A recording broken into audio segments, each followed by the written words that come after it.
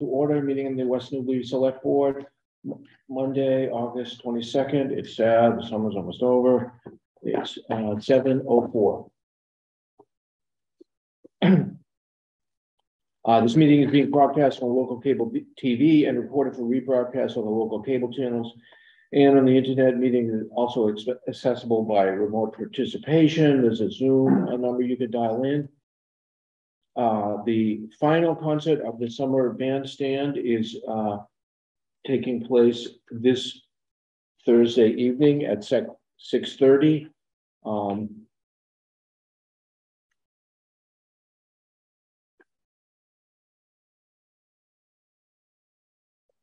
And this particular one is the Merrimack Valley Concert Band. So your last chance to go for a nice Thursday evening entertainment. There's still, so as usual, some boards and commissions and committee positions that are open. We were looking for volunteers to check out what's available. Go to wnewbury.org/volunteer and to get town agendas and announcements sent automatically to your email, wnewbury.org/subscribe. Our first order of business is a request for a one-day liquor license for the Apple Harvest Road Race.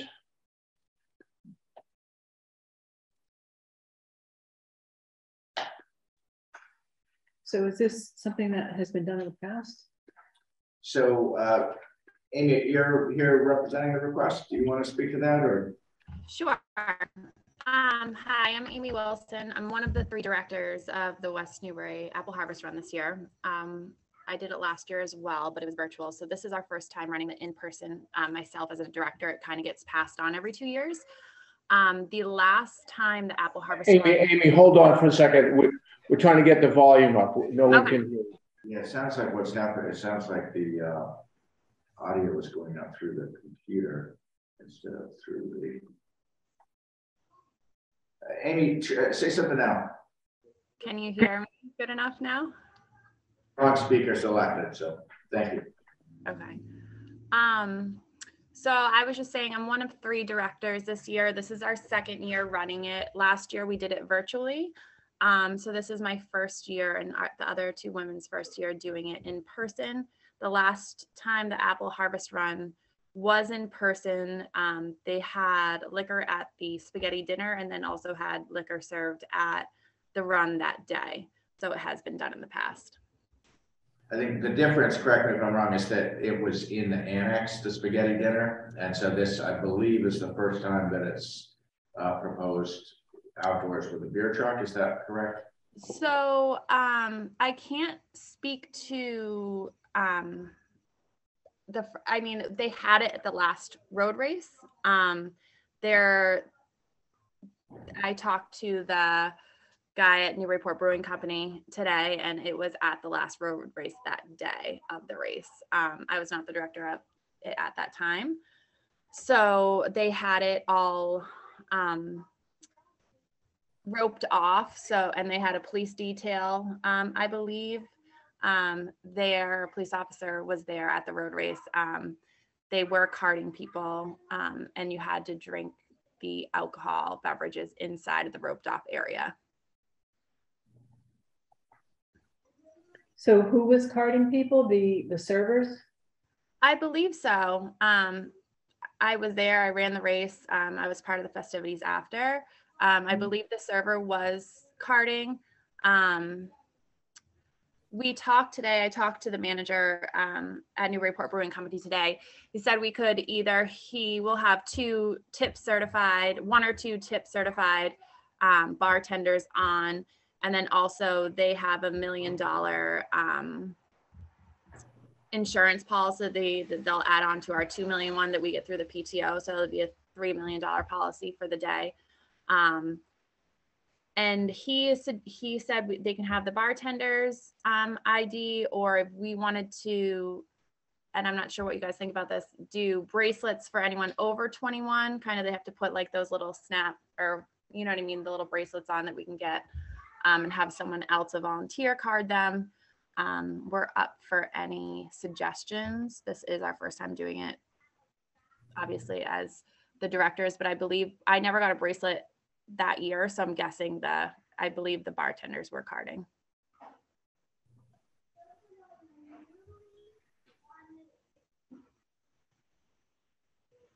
Yeah, the bracelets seem, a little more efficient in terms of, how the serving goes. Yeah, we could do that. We could have a volunteer card people before they go into the roped off area.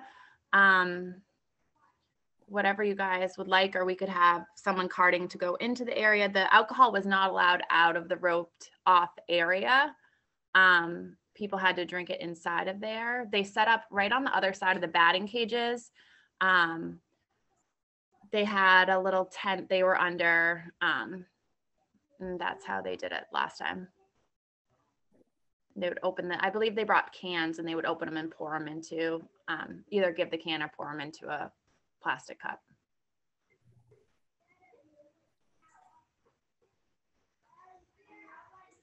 The bracelets would only, the only trouble with the bracelets is then, I'm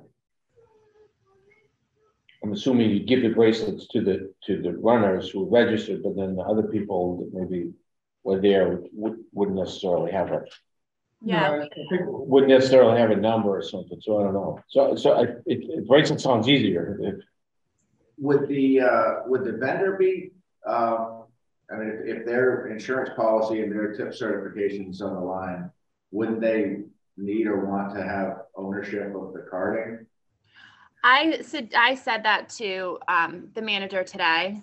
Angus, I suggested that, and he said he really didn't know, but I was like, the liability probably should be on them carding rather than a volunteer. But he didn't know the answer to that. He didn't think so. Whatever everyone feels comfortable with, I would go with. I want the people with the insurance policy to have the responsibility. Yeah. Yeah. So it will be a combo insurance policy. Is the town going to be a secondary on the one-day policy, or We would be named as additional insurance. Yeah, exactly. I'm Okay. not sure how that works. I did get an email from Sue, is the treasurer of the PTO, earlier. And she got an email saying that their insurance policy only goes up to 2 million. And I believe for a liquor license, you need 3. She got from someone earlier when she talked to them. So we figured between the two, it's must have what they did to serve the alcohol in the past. I'm not really sure. Well, as it's on town property, it wouldn't. I wouldn't feel comfortable with the PTO being the only other additional. I would want the town to be an additional insured. You agree with that? Yeah. Okay, that would be great if that is possible. Yeah, that's pretty standard that the insurance company would just issue a certificate. It doesn't make it cost anymore. Yeah. Okay, that would be wonderful. Thank you. So, Amy, I just have another question. Is the intent of this as a fundraiser, or is it just part of the atmosphere of the event? A little of both. I talked to him, and he said he was on vacation today. When I talked to him, I had a really hard time getting a hold of him the last 2 weeks. But he said he definitely would give back part of the proceeds to the Page School, to the fundraiser itself. But we're trying to create, as I don't know if any were at the last one, they created an environment where it was more like an event, like a town event. They had a DJ, they had, I'm not sure they had face painters, but they had a balloon guy, they had pizza, they had some food there. So we're trying to create an event where people kind of hang for a couple hours, and we're going to have a bunch of raffle baskets and people buying raffle tickets. We're going to do a face painter. We're going to do a bunch of stuff to just try to make it kind of a community event that a lot of people would like to go and spend a few hours with their family. So would children be allowed in the area? So I'm not sure to that. I guess that's something that I know my child was in there. My child was a lot younger. He was in a stroller actually sleeping when we were there. So I know in years past, the one year they did it, I'm guessing, yes, they were allowed in there. But that could be something changed, or we keep the same as before. I mean, it's kind of like a brewer. That's our call. Yeah, what did we do with near? Didn't we, remember we made. At near, that was my, what did I say? I can't think we remember what I kept said. only- Yeah, only people with 21. near it was only adults. Yeah. And inside of the area that was designated for Yeah, I alcohol. mean, I feel like that's a good policy. I kind of think that, and it makes life easier, then there's no arguments or Yeah. whatever. But as Amy said, if they're trying to encourage a family event, you can't have all the adults in the beer tent. Right. And all the kids running around outside unsupervised. Yeah. I do think that's a good policy, but. But you have a really good point. I mean, and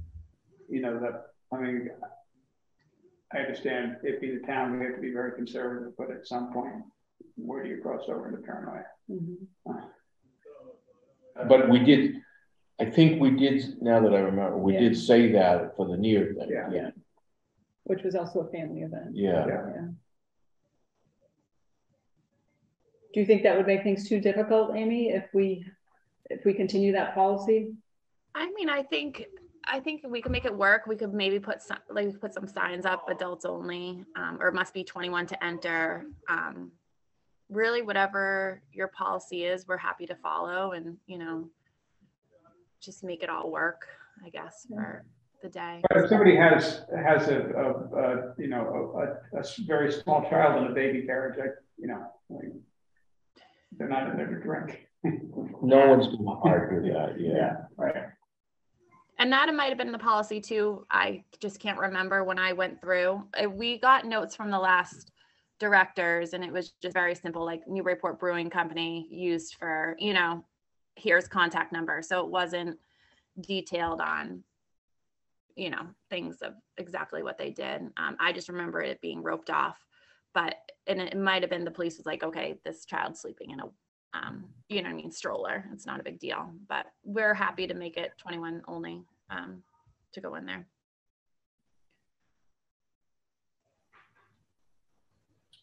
And then in terms of picking up after, how will that, I mean, if you're gonna have red Solo cups everywhere. We'll definitely have trash cans out. We will have a volunteer cleanup crew that we're starting signups on the 29th, the Page School Welcome Back event. Rachel, myself, and Jean are trying to make subcommittees of a bunch of different things for that day. So cleanup will be definitely a volunteer part of the road race.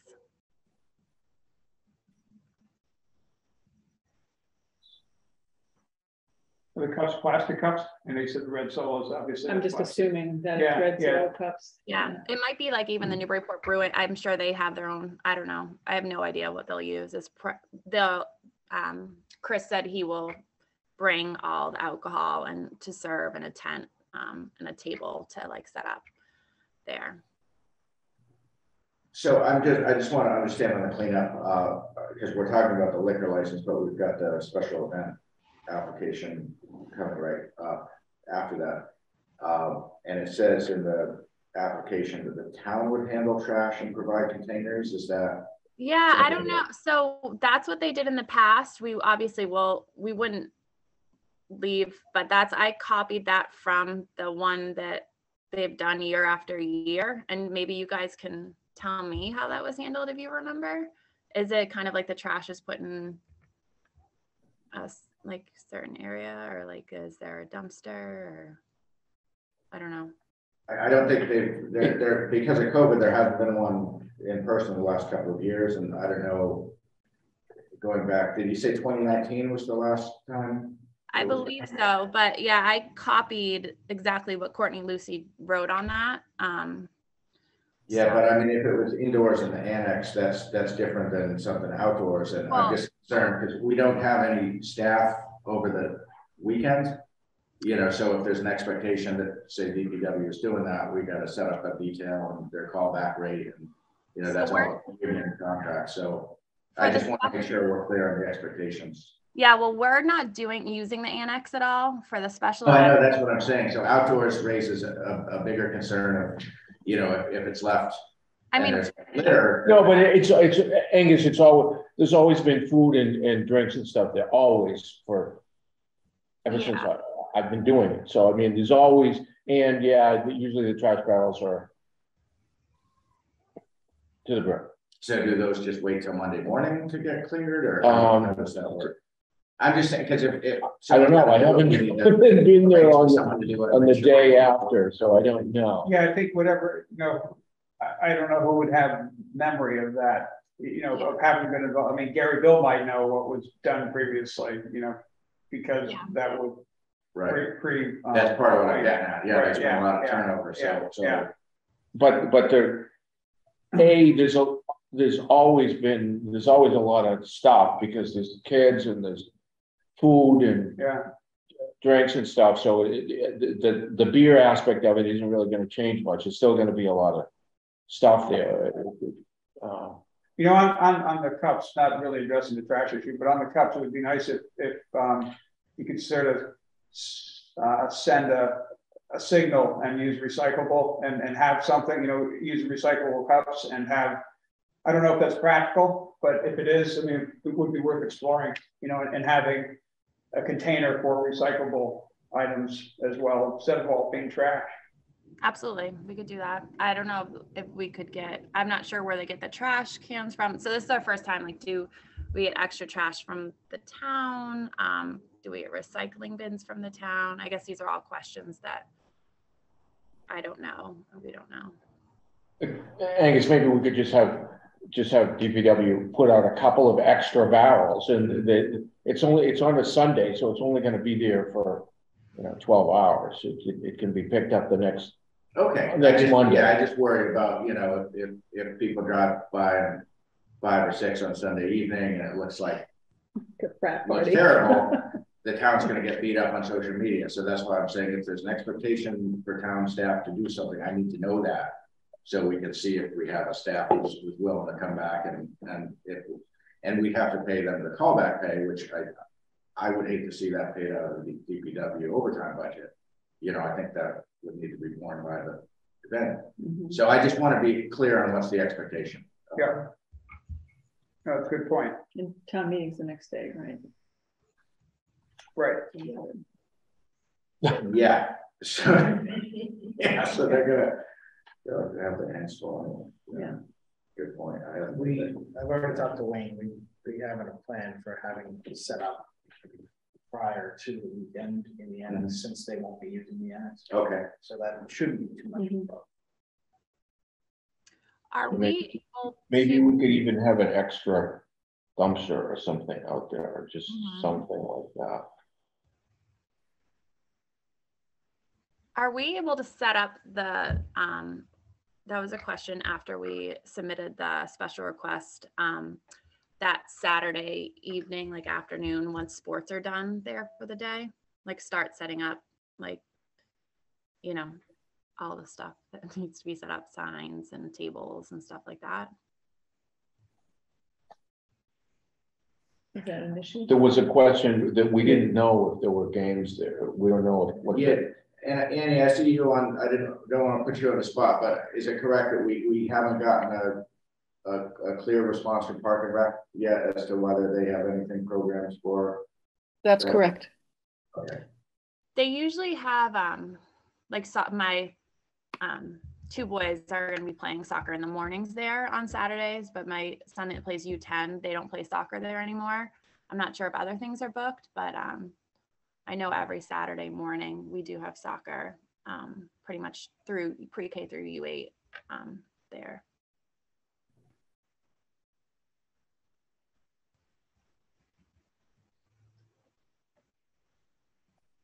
Okay, so let's deal with the liquor license. Any more questions about the liquor license? Yeah, so why do they bring cans and pour it into cups? I mean, if we're talking about recycling, can't they just serve cans and then have those be recycled? I can ask them. I'm not really sure if it's something that they legally have to do or not, but that's something I could definitely ask him to do. Just serve it out of the can. Well, I think there's something that you have to open, or at least you have to open it. You can't just give somebody a can, because then you're a retail. It's different. It's retail versus something weird like that. But So I didn't realize they were opening cans. That's what she said. I thought it would be a keg. Oh, but that's what I would. If they had their own truck, I assumed they were bringing a keg. but Okay. No, yeah, I don't know where the beer truck came from. I don't know if it's written on the other director filled out the liquor license, but I think we just put Newburyport Brewing Company. So I don't think it'll be a truck. It's just going to be like a tent table, and they bring. Sorry for that confusion. It's just an administrative issue, but on the form, I believe it should say malt beverages only rather than. Yeah, I saw that. Yeah. So that's just that just should be initialed over to correct that. Right now it says all alcohol. And then has beer written next to it. Right. Yeah. Yeah. I think whoever filled it out didn't understand that malt beverages of beer. It's a teetotal.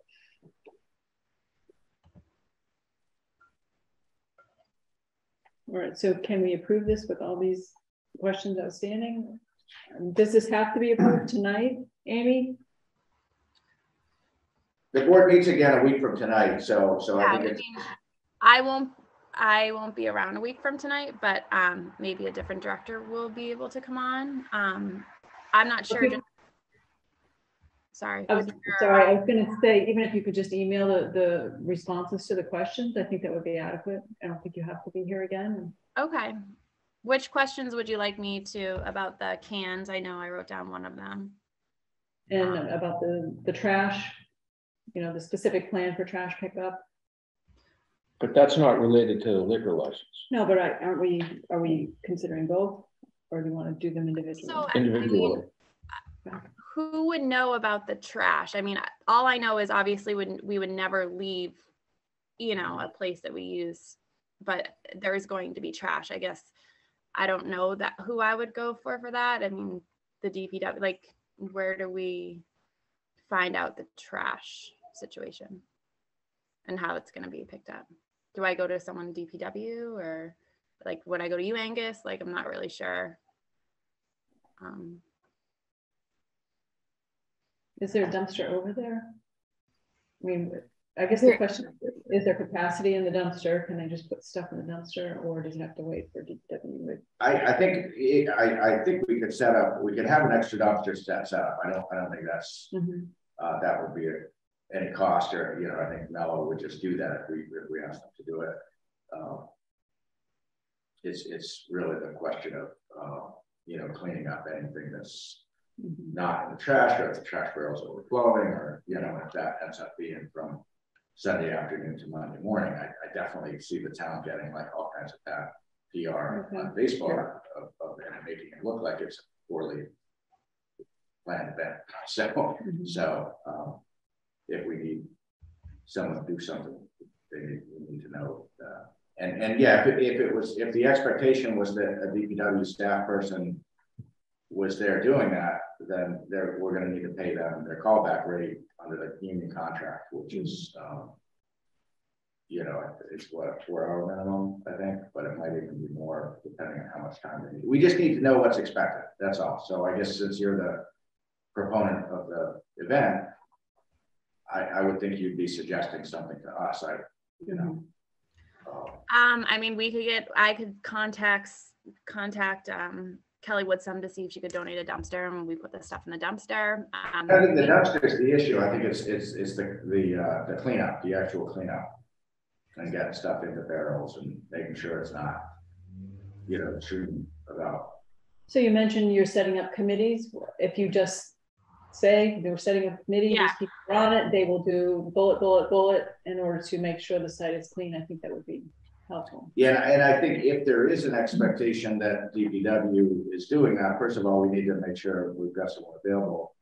But secondly, that would come with a cost. And I would think that would be borne by the event, not by the town. The DPW is under a lot of Yeah, no, we're happy. budget pressure every year on overtime, and it's not something, you know.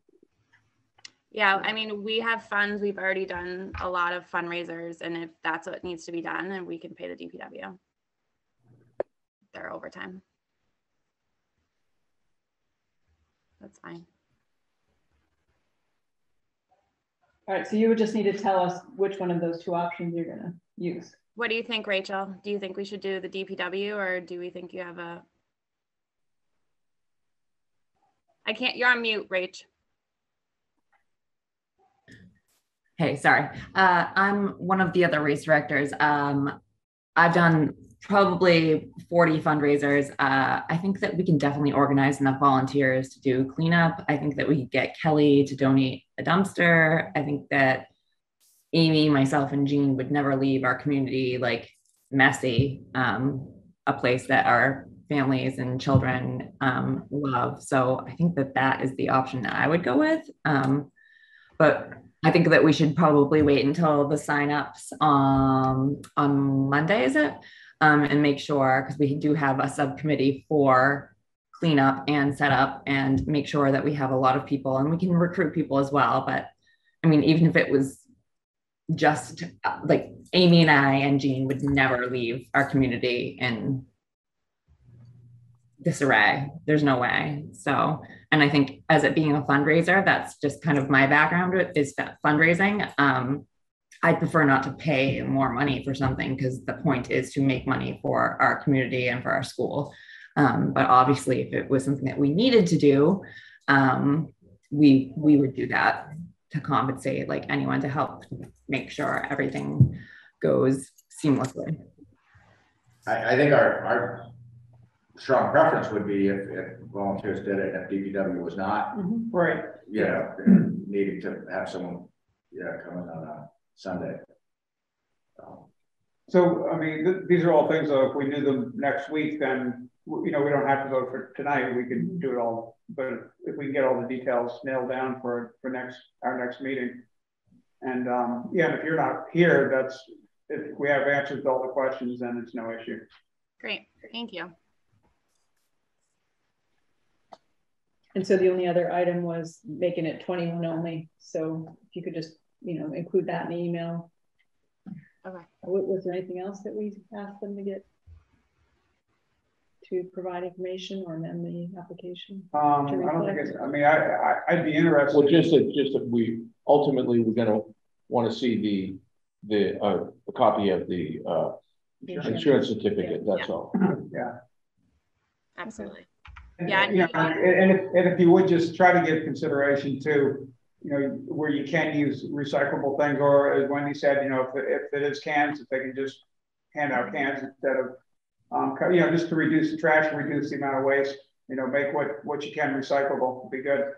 Okay, great. Yeah, he said he'll also provide the tip certification for the bartenders. The only other item I had, which came up earlier, was just having confirmation from Park and Rec that they don't have any other use scheduled that day for Cameron Field. I'm sure they don't, because they're obviously really plugged in with all this stuff, but we need to confirm that. We got to make sure. Right. We've been burned before. And there's an equestrian event on the same street. Okay, thank you. Thank you. Thank you so much. Okay, so.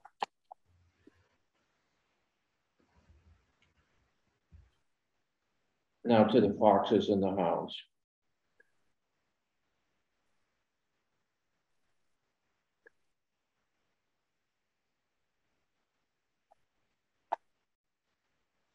Okay, here we go. So this is 3 events? Yeah, Is it 3 or 2? Three.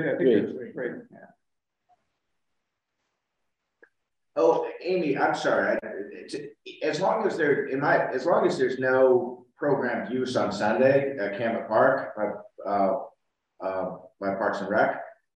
There's no issue with setting up the day before. We hadn't responded to your question. Yeah. I just remembered she had asked that question. We never responded. Okay, great. Thank you. As long as there's nothing programmed on the field Sunday morning, which we're assuming there's not, we just want confirmation from Park and Rec Commission because they manage that way. All right, awesome. Thank you. Okay, we have special event applications for the Myopia Hunt Club. November or October 1st. October 1st. What's the next one, Rick? I think it was the 24th, 25th, I think. October 1st, October 25th, and November 22nd. They have different starting points, different routes. The chief has signed off on. Has he signed off on all of them? Let's see. I think so. Yeah. Yeah. Yes, all of them. Okay. Anybody have any questions? I do not. Rick? Okay. Okay. I'm making a motion to approve the special events permits for the Myopia Hunt Club for events occurring on October 1st, October 25th, and November 22nd. Second. Further discussion? All those in favor? Aye. Aye.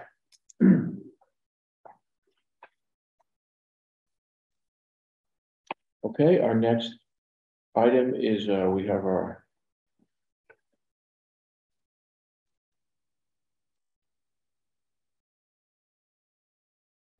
Dan McNamara and Kevin Stacy are going to talk about our invasive plants nightmare.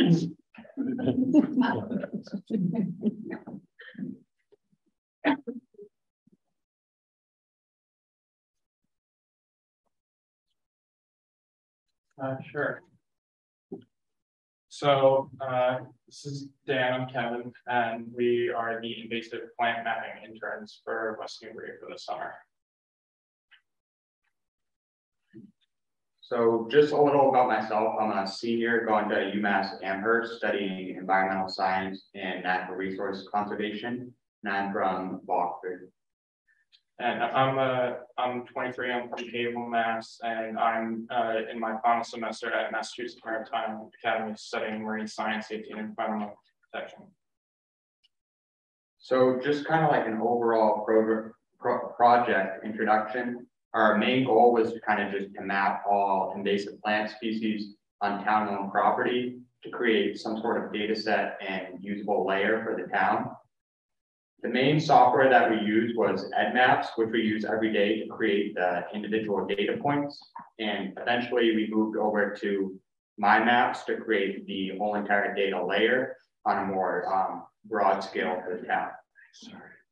All the areas we surveyed, we spent a lot of time at Mill Pond and Pipe State Hill, including Dunn Field. We also did the Riverbend Conservation Area, specifically the Green Trail paralleling the Merrimack River, the Withers Conservation Area, the River Road Preservation Area, Great Hill, Indian Hill Street, and the Water Department Fields, and Cherry Hill, which is right next to Indian Hill Reservoir. And on the next slide, you can kind of just see the town map with all the areas outlined. As you can see, Mill Pond and Pipe State covering most of the area we covered. So on to the next slide here, we see on the left, we have a list of all the species that we were originally targeting. In total, there were 18 of them. Of the original 18, only 13 were actually found and identified, which can be seen as a good thing. And of those, we have the bush honeysuckles, we have black swallowwort, only about 2 patches that were found all at Mill Pond. We have burning bush, both species of barberry, Japanese, and common. We have Oriental bittersweet, which is by far the most prolific and common of the species. We have both glossy and common buckthorn, Japanese knotweed. We also found garlic mustard, multiflora rose, privets, and autumn olives.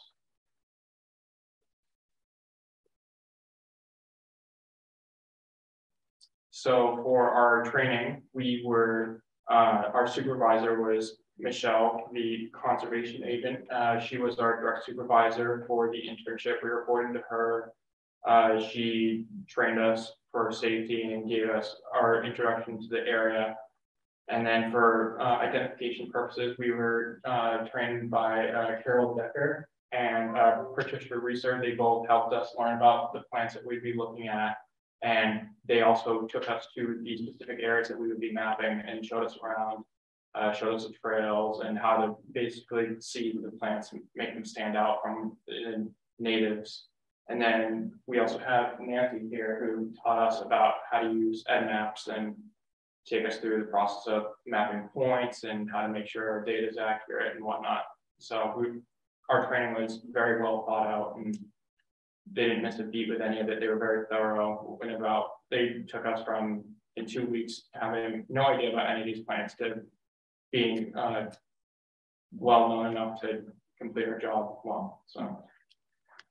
And really the main difficulties with fielding was just kind of accessibility with the trails that were maybe not used as much, might have been overgrown in some areas, might have to do a little bushwhacking to clear the trails. And also just on the edges of fields, maybe overgrown and we weren't able to identify plants that might have been farther away.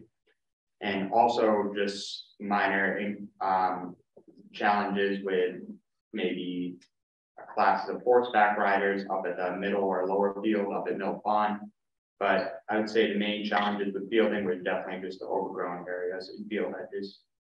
Other challenges were really just scheduling, especially this summer with the heat. We often work early mornings to avoid the heat and other storms or thunderstorms we were trying to avoid.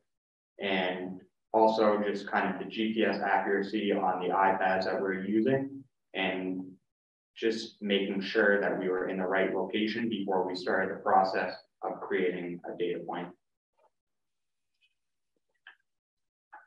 So here we have a graph breaking down the total of species that we identified, and this is a pretty good general representation of what you're going to see out there at those locations. By far, oriental bittersweet and multiflora rose were the most prominent. Bittersweet being a vine, it manages to get it everywhere and anywhere. So you can go to pretty much any of these locations and you're always going to see some of that. Multiflora rose is right behind it. As you can see, it's very common as well. And then you have honeysuckles, which are relatively very common. And then the other ones, depending on the location, are more common.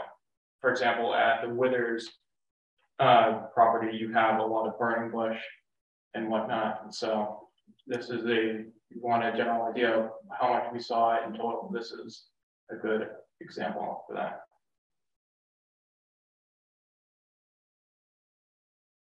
Did you, I don't know if you did, did you try using, plant identification apps? Does that work or not?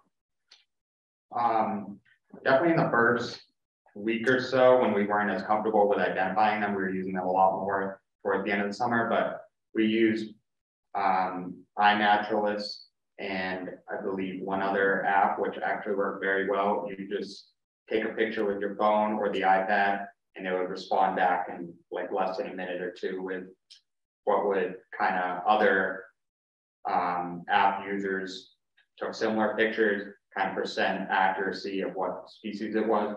But for the most part, it was very quick response with that app and they worked pretty well. Yeah. Here's an example of what a finished polygon post verification by any of our trainers would look like on EdMaps. This is over at Mill Pond on the middle field, I believe, and this is a polygon that I did of bittersweet.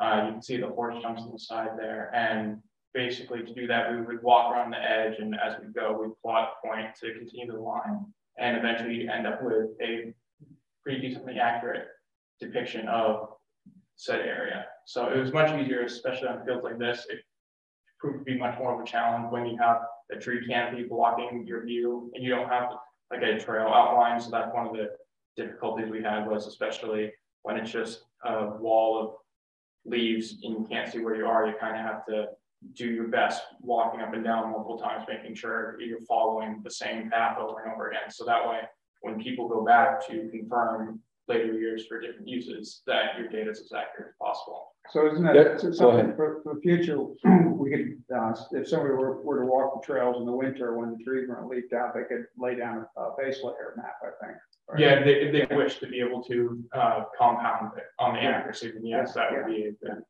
Like I know at the river bend, the green trail that we walked right along the river was highlighted as a layer, not really as a layer, but as a trail on the map we're using. But then as we walked farther away from the river on the other trails, those weren't, you couldn't see those on the map. Yeah. So it was certain trails here and there. And I know a few of the main trails at Mill Pond were also kind of highlighted through the woods. So with this map, does that mean that there is something in the middle of that, or you just extrapolate from the edge and go, or? So as you can see up in the right-hand corner, there's a key for color coding, as in that red polygon means that it's positive with whatever plant was designated as right. In there in the but in the middle of that yes. though too, not just if you're on the edge of a trail. How do you know if it's in there? You sort of So that's EdMaps also has preset data descriptors and a note section where you can specify, for example, if you are highlighting a whole trail as a polygon, and if the species that you're mapping is only off to one side, you can, for example, if I'm heading north and it's on the west side of the trail or whatnot, I can send the notes that the bittersweet hadn't crossed over to the other side of the trail, and that if you're standing in this direction, that's what I would do. If I was facing north, I'd say bittersweet is found on the west side of the trail when heading in this direction. So. okay. So for this presentation, we just want to do a specific focus on Mill Pond, because looking at all the data at once can be kind of like overwhelming and not really, I guess, approachable or comprehensible at once. And we kind of chose that, obviously due to its high priority and frequent public use almost every day. And it's the largest area we covered, and we spent the most time at Mill Pond and Pipe Stage. So this is just a similar graph to the one we showed earlier, but only specific to the Mill Pond and Pipe Stage area. And as you can see, it's similar patterns. The multiflora and the bittersweet are the most common, with honeysuckle, common buckthorn, and burning bush kind of trailing behind that. And on the next slide, we just have a screenshot of the whole entire Mill Pond and Pipe Stage area. And this is a screenshot from my maps, kind of zoomed out what each point would look like. And each data point can be individually selected and looked at, kind of with a description and a picture, kind of like Kevin was saying, a description of the density with notes we added of where it is located in relation to the trail or how tall it is. And also just the habitat it's in, whether that be forest, wetland, or maybe a field or grassland. So will this layer be uploaded to my map? Yeah, I believe it already is. It's not a public layer yet. Yeah. There's no projects that you can see it on. Mm-hmm.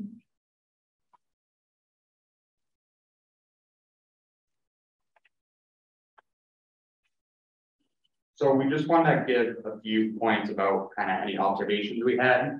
One observation we noticed kind of as we moved through Mill Pond and other areas was the difference between pine forests and oak forests or even other forests.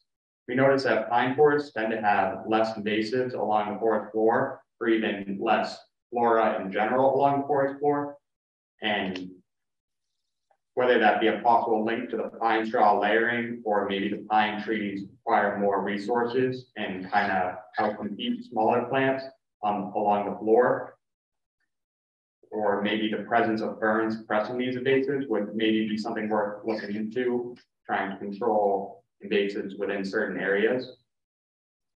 And the, regarding wetlands, we specifically found that going through, especially deeper into the trails, you get into places where the stream crossings or really muddy areas, you tend to find a lot of invasives there because they're going to gravitate towards the closest water sources, and they're going to outcompete the natives, especially like the roses, the bittersweet, and the honeysuckles. Those are probably the most common ones that we found in stream crossings, especially at Mill Pond and in the back. So that's going to be something that's going to where you're find really dense concentrations. And then regarding roadsides, you tend to find a lot of invasives there as well, because that's where a lot of their seeds end up getting deposited due to being transported by humans and animals and access points to trails.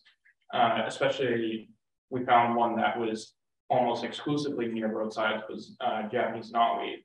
From our experience, we found that almost entirely around pipe stave and any trail access points, but the farther in you go, it's pretty much not present. It seems to prefer those open areas, or just maybe that's just because of where it was planted. But we thought that was really interesting. That's probably some of the only places that we were able to find it. So. Yeah, I wonder if that might be seed transfer by things eating seeds too. You know, I don't think we have a seed that flying critters carry, whereas obviously bittersweet does, or buckthorn, you know. Obviously this summer specifically, we're kind of had a focus around the drought and how it creates potential for invasive species that increase in abundance and variety, kind of depending on what species it is specifically. And it increases competition for water and resources between both native and non-native flora, which can help or hurt invasives. But two specific species we looked at, like the autumn olive, was very drought tolerant and specifically growing in fields with little to no cover and almost found in direct sunlight. And the Japanese barberry as well is found very common in areas with like the pine forest without other flora around it, and kind of outcompeting or was able to surpass the difficulties of the drought and limited water resources.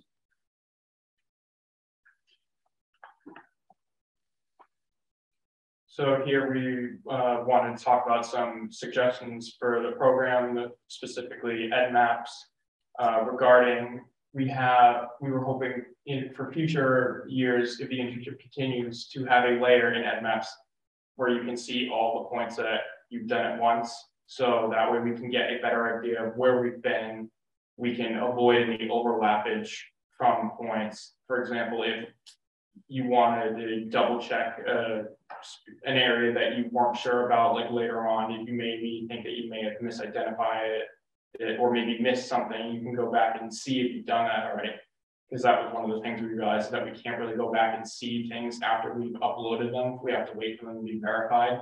So we think that that would be something really useful for the future, as well as being able to better coordinate between people. As Dan and I can only see our specific points that each of us have done.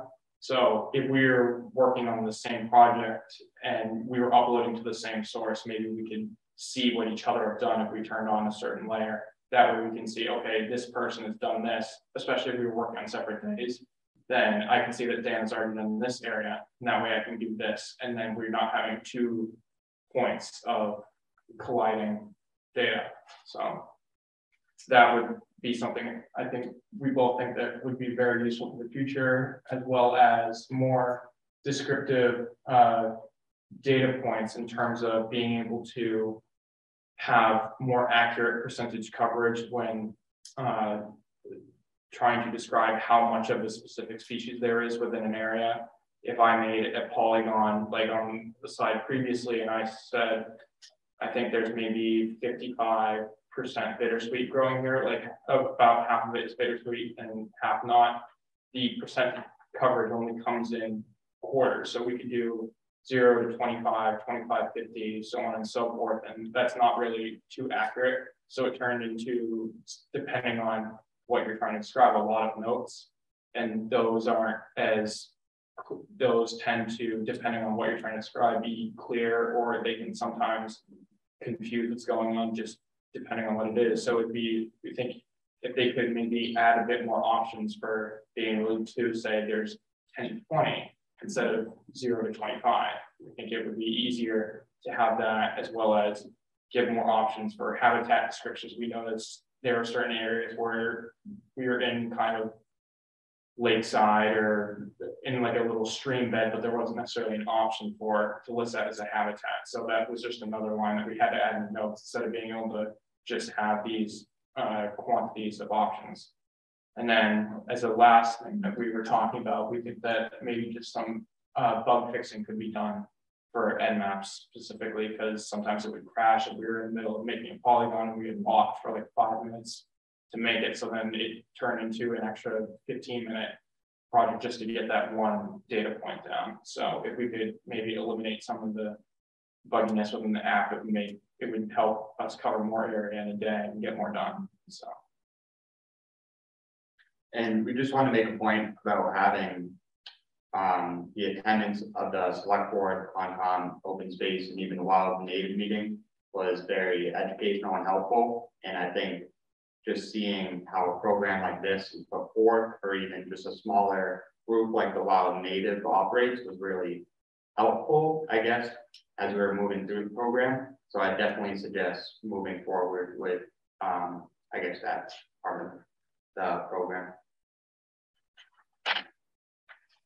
And then we'd like to recommend for future years and to help manage these species, we think that in reference to last week, we had a small group, including Rick, Carol, Michelle, myself, Dan, and a couple others go to Cherry Hill. And we worked on a small area that included some autumn olive trees surrounding a couple apple trees. And we ended up removing quite a bit of invasives around there. I can't think of a specific number off the top of my head, but we worked for 4 hours in total. And we did a pretty decent job of pushing back the tree line and getting rid of all these vines and trees that aren't supposed to be there. And looking at that, we think that it would be a useful idea to go forward and designate some small groups of volunteers, say, hey, anybody has a free Saturday, let's go get rid of this group of vines that's been killing off these native trees over here, or let's go into Mill Pond, maybe like 4 or 5 of us, and just try and keep this trail clear from being overgrown by invasives. And just by having small groups of people continue on that, and just as volunteer work, that can go a long way in terms of getting rid of these problem species. And we just want to say how you have to focus on pulling and uprooting when possible to avoid these invasives growing back, and how important it is to continue monitoring these areas, as invasives often sprout back just from the seed beds. But in the higher density areas, prescribed burning, I know has been used, but there's obviously difficulties with the variability in precipitation and permitting, and obviously cost can be very high for that. But we're also looked at biocontrols when applicable, even in smaller density areas, that specific trees or specific plants. And just one more suggestion we just had, I know you just touched on it about the mind map data layer, is definitely publishing a public layer of data from this year for points gathered, kind of just allowing a reference point for future programs if this were to come. Any other questions you guys have? Well, it looks great. You guys are doing a lot of work. Really appreciate it. Yeah, I was interested in the specific data points and the my map. Maybe Michelle, you can tell me how to get on the project layer. Just yeah, I can share it with you. Yeah. I'm assuming the select board has like a login to my map. So right now it's just the project layer that anyone with a login can see. If we wanted to, we could send it off to MVPC and Christian, I imagine, to publish that layer if that was the decision. But yeah, I can share that with you right now. Did you get any poison ivy? Surprisingly, I don't think so. That's amazing. We did good. We were lucky. We didn't get into any. So, yeah. No major medical mishaps, which is good. So. Other than the heat, that was The heat was brutal. Yeah. And then we also just included links at the end just like the EdMaps data query, you can get into kind of a screenshot like we were looking at earlier. The iNaturalist and the GoBot and the ID tool is what we kind of use in the field, and really just some extra tools there as well. I really want to commend both of you. I mean, you have really knocked it out of the park. Absolutely. We've been involved, from the outset, and I think this has exceeded everybody's expectations. It was a lot, to take on, and I thought it was, funny that you said earlier about like the first 2 weeks. And we were at their interviews, and I forget which one of you, I think it was maybe you, but you were asked about plants. Well, they're green. But I mean, the amount that you guys have gained in knowledge and understanding, and the ability to present it in a way that's very clear and meaningful. I think you guys both have a very bright future. And I also really want to commend Michelle and unbelievable work that she did to pull this all together. It was a huge amount of upfront work. She got a tremendous amount of support from the community, but she really quarterbacked that and tied together all these strings and made it all cohesive. Something the town isn't used to doing at all. Really great, everybody. Yes. Yeah, but no, I mean, I think this presentation is a really wonderful capstone, because it really, I think if you go 6 months back, like, we didn't think we hoped we would get this kind of result and work product, but we knew that was going to be a tall order, and there's a real team effort for Michelle and the volunteers, and for you two as well. It's very impressive. It's and it's a great sort of sets a great baseline for the areas that were surveyed in terms of what's currently there, and obviously the invasives are ubiquitous, but they're not going to get better unless we try to do something, unless we try to understand what they are, where they are, and come up with a plan to try to address them. So this is really, it's a great first step. It's a really solid step, but it's really a first step. And now we have to figure out, what do we do now that we have this information? How are we going to apply it productively? So that's so I just have a philosophical question.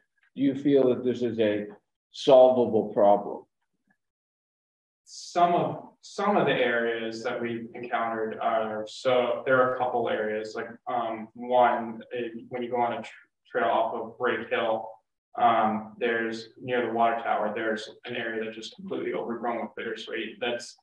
You look at it and all you see is just that vine covering everything. It's even, bittersweet will overtake other invasives. That's how prolific it is. It's indiscriminate in terms of what it destroys. So there are some areas that we definitely think that maybe aren't necessarily worth putting time into.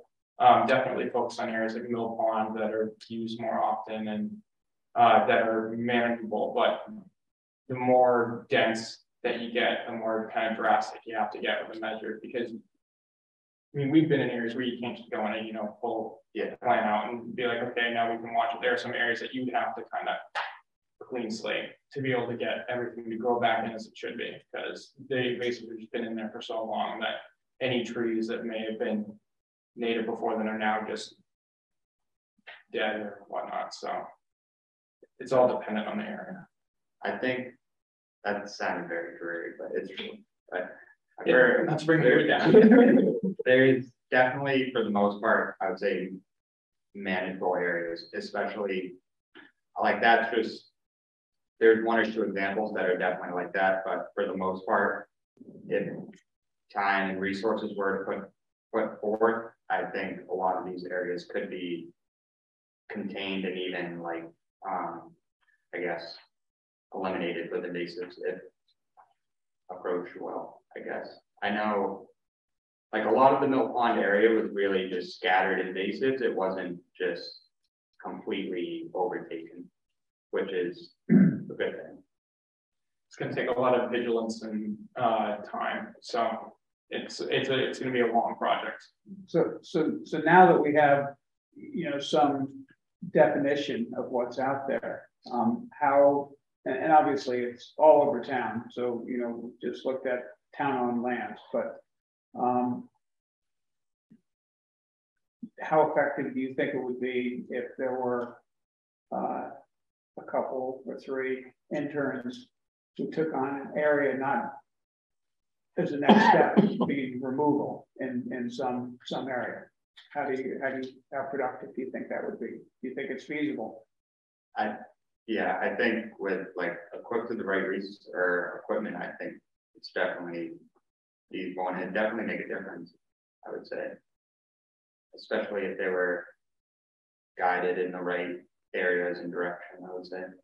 You target the right areas and you can make a lot more headway. You know, I think that if, you know, instead of just like saying go to this area, remove this, if you focus on the more like savable areas, like a place like Mill Pond, where it's easy to go and find a specific area with a small area, like you can go and remove this burning bush and there's no other like saplings in that area, and you can be like, okay, now this is clear, now we can move on to this area and just slowly, place by place, start pushing back instead of going to like the thickest area and being, okay, cut all this out, when clearly that's not possible. So I think last week is really a good example because there were less than 10 of us and we only worked for 4 hours, and we really made a noticeable difference in such like a designated area. The police noticed. they did. Good job, Laura.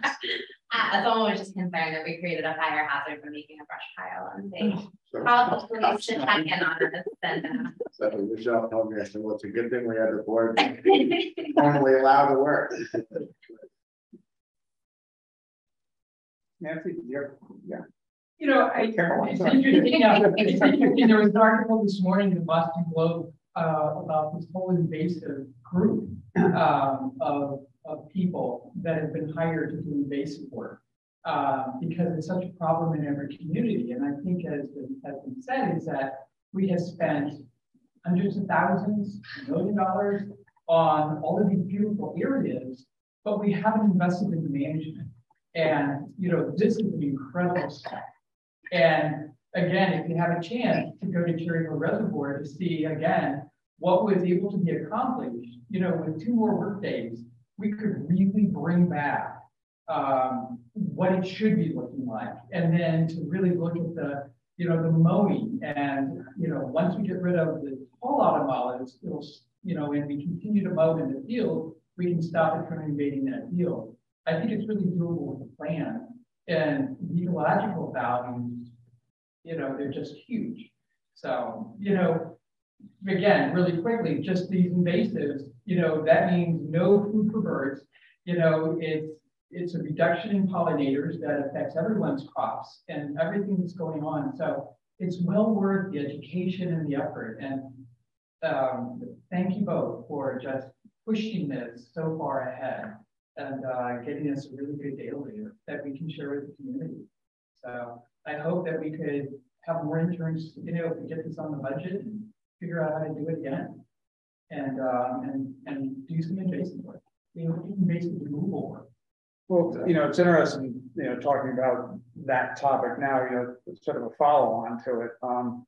So last year, we needed to budget at the special town meeting in the fall in order to have funds to advertise in the spring, because we couldn't advertise a position that we didn't know we could support. So, you know, it brings up a question: should we have an article, another invasives intern article for the special town meeting in the fall?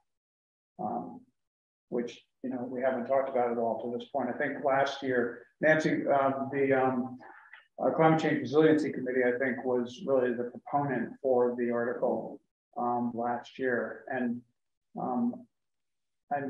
there's been no discussion in that committee yet about this, because I guess hasn't really been on, you know, the follow-on hasn't been on our radar.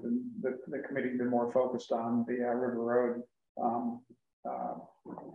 stuff, you know, effort, you know, where we're going with that. But so that's something I guess we will need to talk about soon. Yeah, very soon, yeah. I have a question for Michelle. So I know it was an incredible amount of work to get this all set up. Do you feel like at least some of that can be transferred to next year? I think we have a really good baseline with the training material and knowing the best way to deliver the training. I think, you know, I spent some specific time with Nancy sitting in with Rebecca at the Georgia State University to learn more about EdMaps and determine that being a good software platform for the interns to use. So obviously that could easily be duplicated if we carried this forward. As far as more reduction in work, I mean, it's still going to be advertising the job, it's managing the resumes that come in, it's calling the candidates, it's interviewing with them, it's sharing final decisions with the working group, coordinating who to pick, and then the actual hiring and scheduling and then oversight throughout the summer. So perhaps a small reduction in work, but to think that just because we did it again, it would be a drastic reduction in work, I think would be a foolish kind of conclusion to come to. Yep. Yeah. Okay. So do you have an estimate of how many hours a week? Definitely a lot more in the beginning. Try to go through and calculate it. Once Kevin, and I have to speak to Kevin and Dan, they were excellent. They exceeded my expectations as well. So they were very easy to oversee and to manage. Once they were assigned an area and they knew what was expected of them, they worked really well independently together. That's an X factor too. So I guess where I was going with that is at the beginning, it's the hiring, the interviewing, the training, and then getting them scheduled in places. If from there they can pick it up, it really cuts down on the hours that I have to be involved with it. You know, maybe down to just a handful of hours a week. But the beginning is really, you know, front-loaded. Yeah, absolutely. Yeah. Okay, thanks. Well, thank you, everyone. And your presentation was excellent. Yes. Thank you. Thank you. Yeah, thanks, Dan. Thanks, Kevin. Thank you very much. But yeah, some of the conversations I've had with Michelle, and especially in the last few weeks, and she's said, like, if you're not going to do it every year, like, why do it? Right. And so we got some real questions to face, and it's not just about the internships, it's about the overall staffing structure and management structure to you know manage them over this year after. Wendy, those were good questions. Yeah. Great, thanks. Thank you, everyone. Great.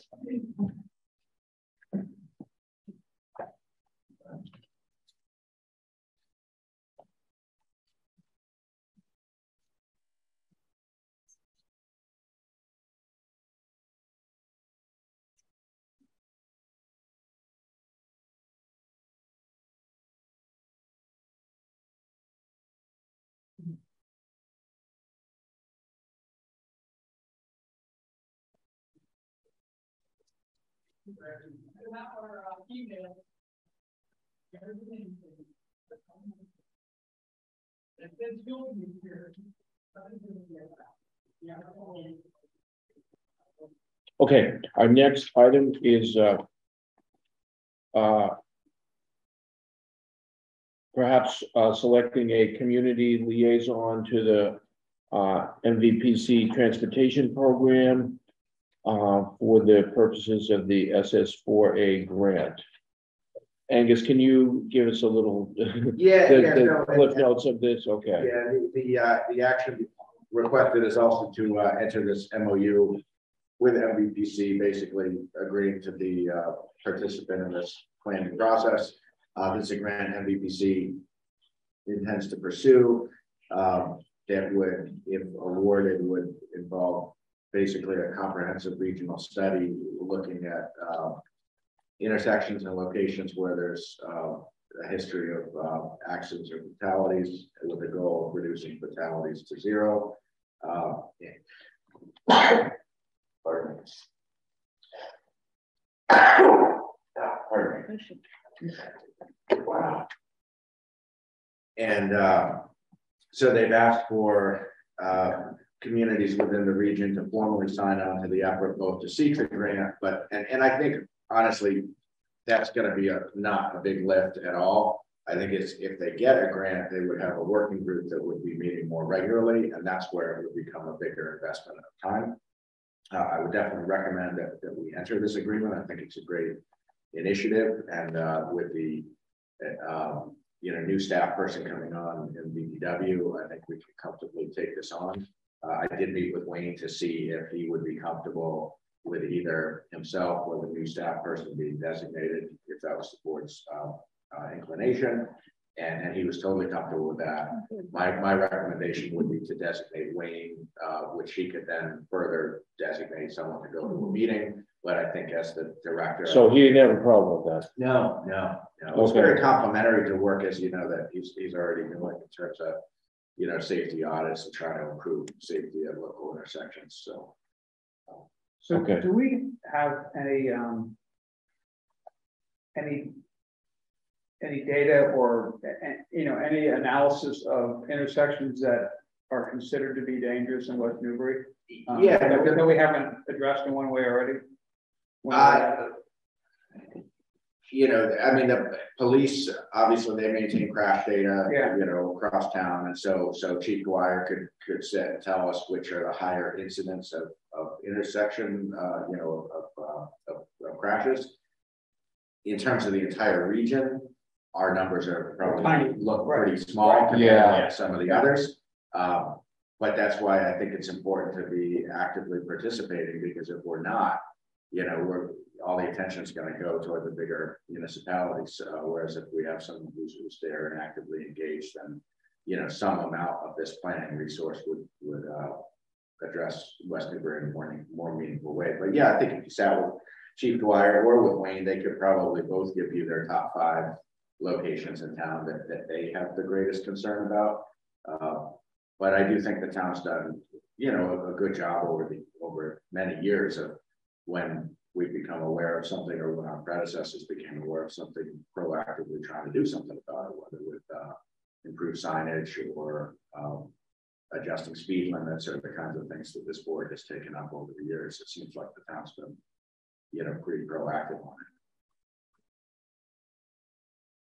it. Except we're often, our hands are tied by Mass DOT in terms of adjusting speed limits sometimes. Yes. Which no one seems to understand. Why would they? I was totally floored when we first explained it to me when we were looking at, I think, Bridge Street, and he walked me all through the data, all the analysis that we have to do for a local road. I didn't know that coming from up in Maine. It wasn't like that. The state didn't have. I mean, Massachusetts, they call it a home rule state. It's such a joke. Like, we have no municipalities have no authority.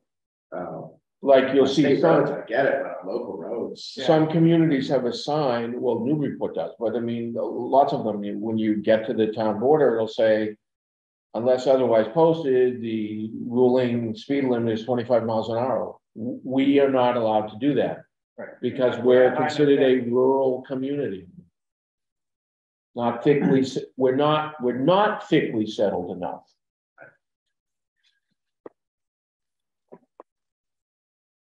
Yeah, so it's kind of funny. So your reference point then becomes the existing speeds of vehicles. So if all the existing vehicles are currently going too fast for conditions, you've established the standard as too fast for conditions. And that's what the state goes by. So yeah, I think it's worthwhile. I think if they don't get the grant, it's very little investment of time. And if they do get the grant, it's a worthwhile investment of time to have somebody representing the town as part of the working group. All right, so can we have a motion? Yeah, so I move that we enter into the MOU with the Merrimack Valley Planning Commission for the SS4. Is that the SS4A? SS4A, yeah. And appoint the DPW director as our liaison. Just I'll second that. Can I just add for him to further designate another staff member if appropriate? Him or his designate. Yeah. Okay. Good. All those in favor? Aye. Aye. Great. Thank you.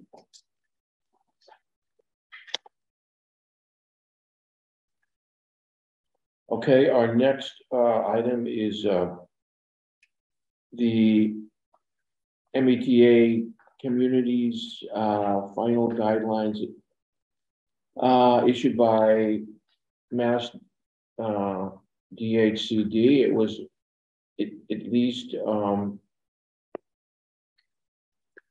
pleasant surprise to read that they had significantly downsized the requirements of the town of West Newbury and a lot of other towns. But from, I believe our initial number was that we were supposed to provide 750 units. Is that the number? Yeah, 50, a minimum of 50 acres with 15 units per acre. Right. So 750. So they've dropped us to 87 exactly. And the discussions of the requirements and the regulations and everything were still there, but much less over the top than they were, and much more reasonable, I guess you would say. And obviously they paid attention to comments. Our planning board put together good comments, and I want to thank them for doing so, that we forwarded to the community. And obviously they got a lot of comments from a lot of communities, so it paid off. Their initial ideas were over the top, impossible. Yeah. They definitely were not realistic for many communities. Pretty much any small community or small to medium size. It's interesting. They still, you think that a program like this would try to somehow complement the need for affordable housing, not just for housing, but for affordable housing. But I don't know if you noticed, there's actually a 10% limitation on the amount of affordable housing that could be included in the unless there's an exception, you can go up to 20. I don't recall what the zoning existed as of when this was passed. Oh, okay, that was yeah. There might have been one other way, but 10% is basically just treading water. It's just treading water, exactly. Yeah, that doesn't get you ahead, right?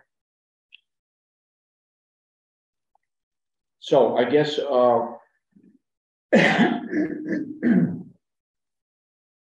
so this, from my, I didn't have a chance to read too much of it, but is from my understanding of it, Angus. So there's going to be a webinar on September 8th, and there's also some kind of a I don't know if it's a grant or if it's free to all communities to provide, to get assistance to help coordinate the response to the DHCD's timeline that was supposed to respond to. Is that right? Is this a grant that we would get help on this? I thought we were sort of applying for that anyway. We did, yeah. So there's a couple of things going on. One, so we, like everybody else, are required to do an action plan. The initial date for that was going to be the end of December of this year. Now it's been pushed back a month to January. Well, it's only a month. Right, exactly. So it's just an extra month. We had applied this late spring, early summer for I forget the name of the grant. One stop, right? The one-stop grant, yeah. And that was a fair amount of work to put that together. But we don't know about that yet, we right? won't know about that until October or November. So that's one of the things that's been kind of out of sync with this right along, is that the technical assistance that we feel we would need to really make an earnest look at this, and not just like a cursory, like drawing circles on a map, but a real deeper dive. We feel we would really need the technical assistance that could be supported from a grant. So we applied for the one stop. We're not going to know until October or November, even if we get that, so if we do, there's no way we'd have a vendor under contract and underway to turn an action plan around by the end of January. So I think that's one of the specific questions we got to wrestle with is what level of effort do we want to make to get this action plan done by the end of January? Because if we have, and so that brings up this other technical assistance reference to Mass Housing Partnership, which they. So what is that a state agency? No, what is that? It's like a quasi-public thing, but I've done work with MHP. They have some good people. Katie Lacey used to be the town planner in Hingham for years. She's very credible, good planner, talented. You know, they have some good people at MHP. How many people and how much time they're going to have with each community? That's a question that I wanted to talk with the board about a bit tonight, is just to get a little bit of a sense of what level of effort should we put in. Should we wait to see if we get the one-stop grant, which if we get, we'll have a real consultant team that can look at things like infrastructure. One of the things I thought was really curious about the final guidelines that recently came out is they basically said you don't need to look at infrastructure because people aren't going to be able to build things they can't build anyway if there's not enough water or wastewater. Well, we as a town are going to want to look at infrastructure, and I can't see how you could bring a zoning amendment to town meeting without having done a serious look at those things. And even though they say in here that it's all about zones capacity, not what actually gets built, the voters at town meeting aren't going to see it that way. They're going to see that, okay, if you're zoning for 87 units, that means 87 are going to be built. That's not necessarily true, but that's going to affect how people vote. So that's the question. Can you just say, okay, this, whatever, just pick a number. This 100 acres, we're going to designate this as our zone. Mm-hmm.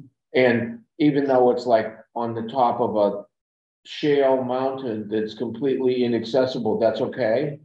I don't think so, because there's language they put in there that they're looking at other factors, you know, either regulatory or to do with the landscape that would, even if you say it's allowable, in effect, it's not. It does seem like DHCD is going to. But then they said you don't have to put in water or sewer or anything. Right.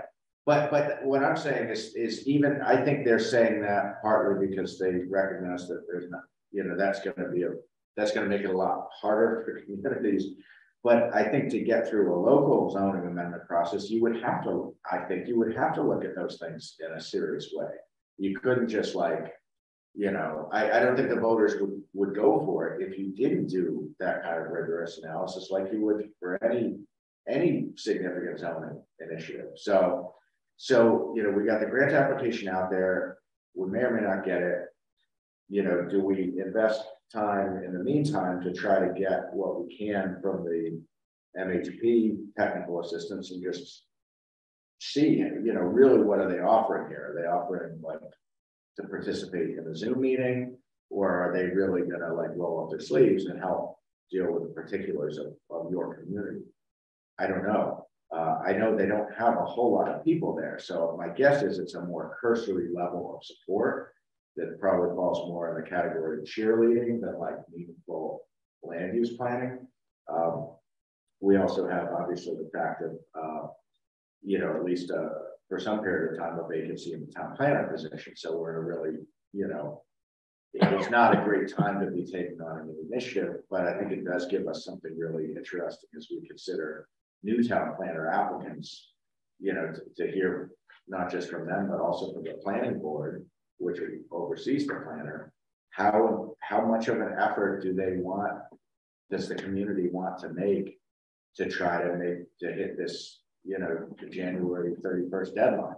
Because if we're going to do that, that's going to come up really quick. I would have liked to see them push that back a full year instead of a month, because it's a big decision point for the town. Because even if you miss that, you can still come in afterwards with an action plan up to a point for another 2 years or so.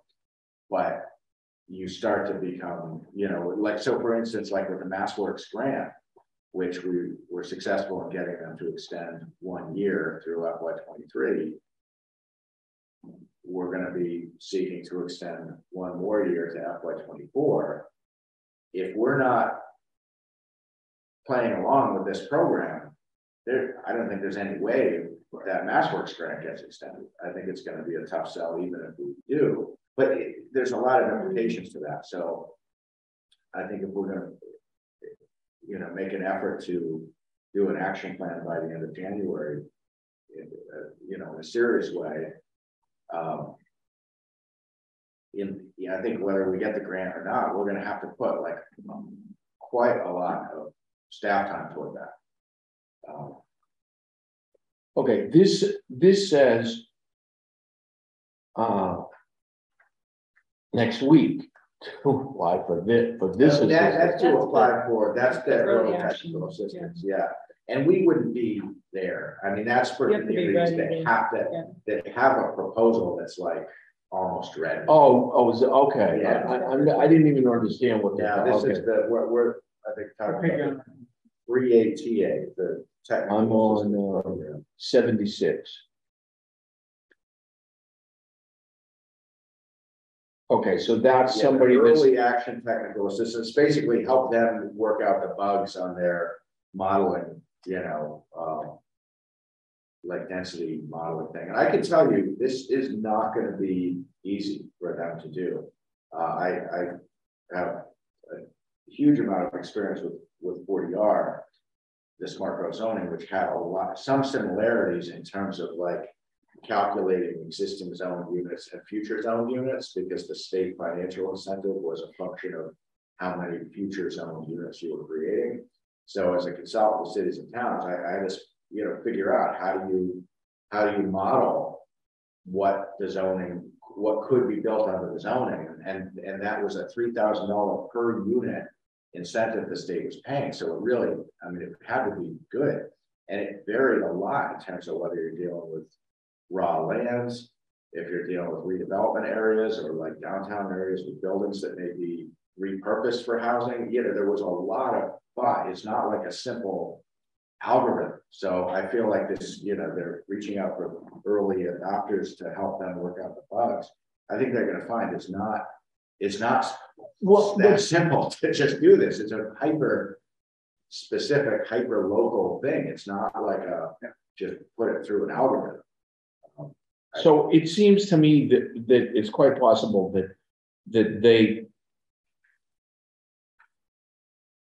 made all these quite dramatic changes in the regular DHCD, but they only added a month additional to figure things out. But they've got whatever number of communities, 100 communities here, whatever it is.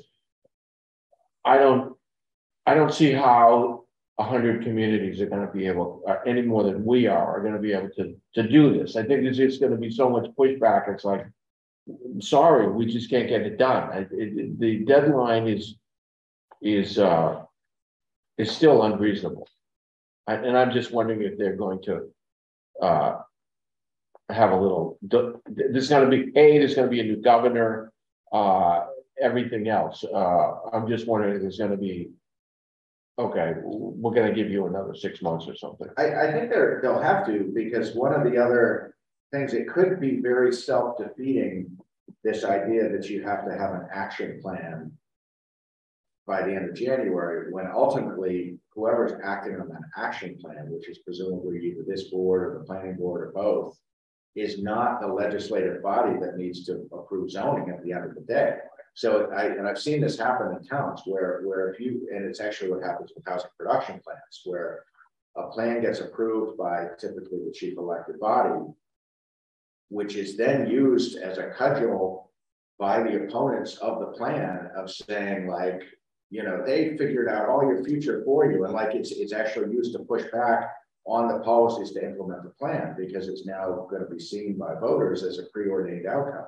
You submitted this action plan in January, and now you're coming to us a year later with zoning amendments. Well, you've already decided what you want. And like, I could see this oppositional dynamic showing up, not necessarily here in West Newbury, but maybe in community, a lot of MBTA communities, because the action plan can be used by kind of anti-growth contingent to vilify the leadership in the town. Because you have to meet, you know, if you meet their deadline and submit an action plan in January, I guess my point is, it's not gonna be validated by the public. It might have been, got the stamp of approval. Oh, I see what I you're didn't alienate yourself. I see what you're saying. Yeah, but do we know the specificity that is required for the action plan? I mean, it's You're gonna need to identify locations. Say that again. You're gonna need to identify locations. Okay, I didn't see that. Yeah. I didn't dig into that, so I didn't see. I didn't see that. It's not a theoretical place. You're gonna have a real place. Just like in the housing production plan, they make you identify locations, because for years, towns were doing housing production plans that didn't do that, and they cracked down on that. They want to know, where are you going to do it? So that's asking a lot. Okay, so I guess the way I was reading this, I thought that maybe the action plan was just sort of defining the path you intended to take as opposed to specifics. Then I was probably making a lot of assumptions there. But I don't know how any community, no community that has a town meeting can do that. It's impossible. That's a good point. It's impossible. I mean, it's just impossible. You know, it's one word, impossible. Unless you have a community that has an approved housing production plan that the town is committed to and seriously committed to, and you have a pro-growth. But it's been, which it's already tend to be town meeting forms of government. Right. But that's already been vetted in that case. Right. No, I think I don't disagree with you, Rick. I have not. I mean, you know, the only communities I've ever worked in have really embraced and wanted to encourage growth and development and housing. We're typically economically distressed and trying to get that investment. You know, it's not. It's. I don't know. Yeah, I think it's going to be tough.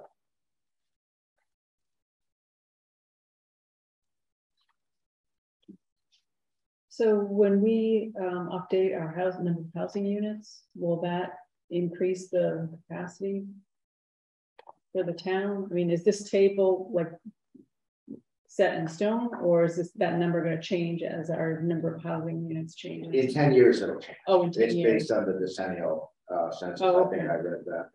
Okay. Yeah, they said it was based on 2020. Okay. It's not going to be a run Right. up every year. Right, so every 10 years it'll be up to. Okay. Otherwise, it would be, Yeah, I guess, too chaotic. Yeah. Right. But yeah, I think it asks a lot of either this board or the planning board to designate, you know, one or more locations, and it has to. As I read it, it's kind of got to be contiguous. Yeah. And you could well imagine if you did that by the end of January, and that was, you know, up on the web, you could have a lot of antagonized people who are now specifically going to organize against this action plan. Right. So I think if the state listens to people, I agree with you, Archie, that a lot of the changes they made are a step in the right direction and bring it more into the realm of at least feasible. Yeah. But I think the deadline of you know, the end of January is way too soon, and I think counterproductive to what they're trying to get done. So what are our? I mean, like just as a for instance, I think I looked at North Andover, and imagine they have to come up with a place to put 1,200 units. That's huge. And just they're absorbing quite a lot of growth right now. And didn't they just in the last couple of months vote down a major zoning initiative proposed by Merrimack College? Did they? Yeah. A buddy of mine works at Merrimack College. Royal Crest apartment Across the street. Yeah. And they had like Judy Barrett's one of the top zoning consultants in the state. They had like a whole. It was a. Anyhow, I haven't heard about it. No, but it's just simply that like the extent of that to come up with a solution to that in a few months, it seems impossible. in a way that has any kind of political legitimacy.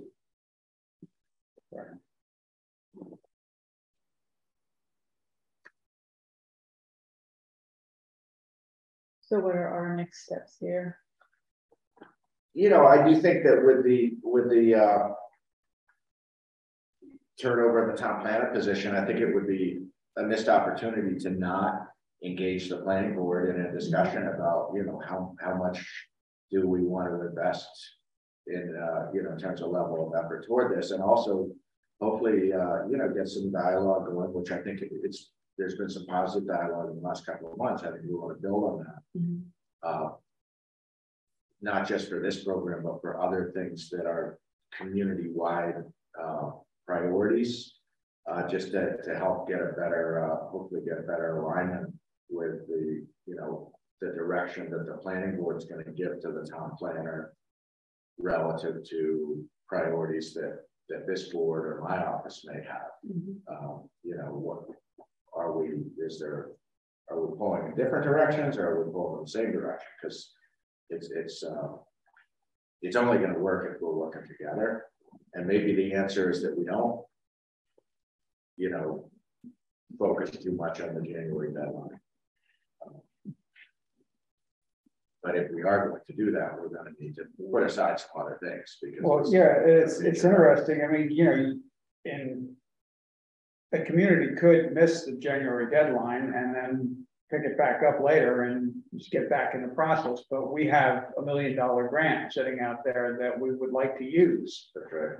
That's one of the areas, the grant areas that will be precluded from if we don't have an action plan. Do you think they would claw that back? Not claw back what is spent. No, but I think it's going to be a tall order to get them to extend it a second year. but I think it would be anyway. I think Even if this didn't even exist. Correct. Yeah. But if we're not making steps to comply with this, then I don't think there's any way, unless they repeal this policy altogether. But it's not a policy, it's a statute. So yeah, I don't see there's any way those MassWorks funds don't lapse if we don't, make that deadline. So it says an MBTA community action plan must provide information about current zoning, past planning for multifamily housing, if any, and potential locations for a multifamily zoning district. What page are you on, Rick? Page 61.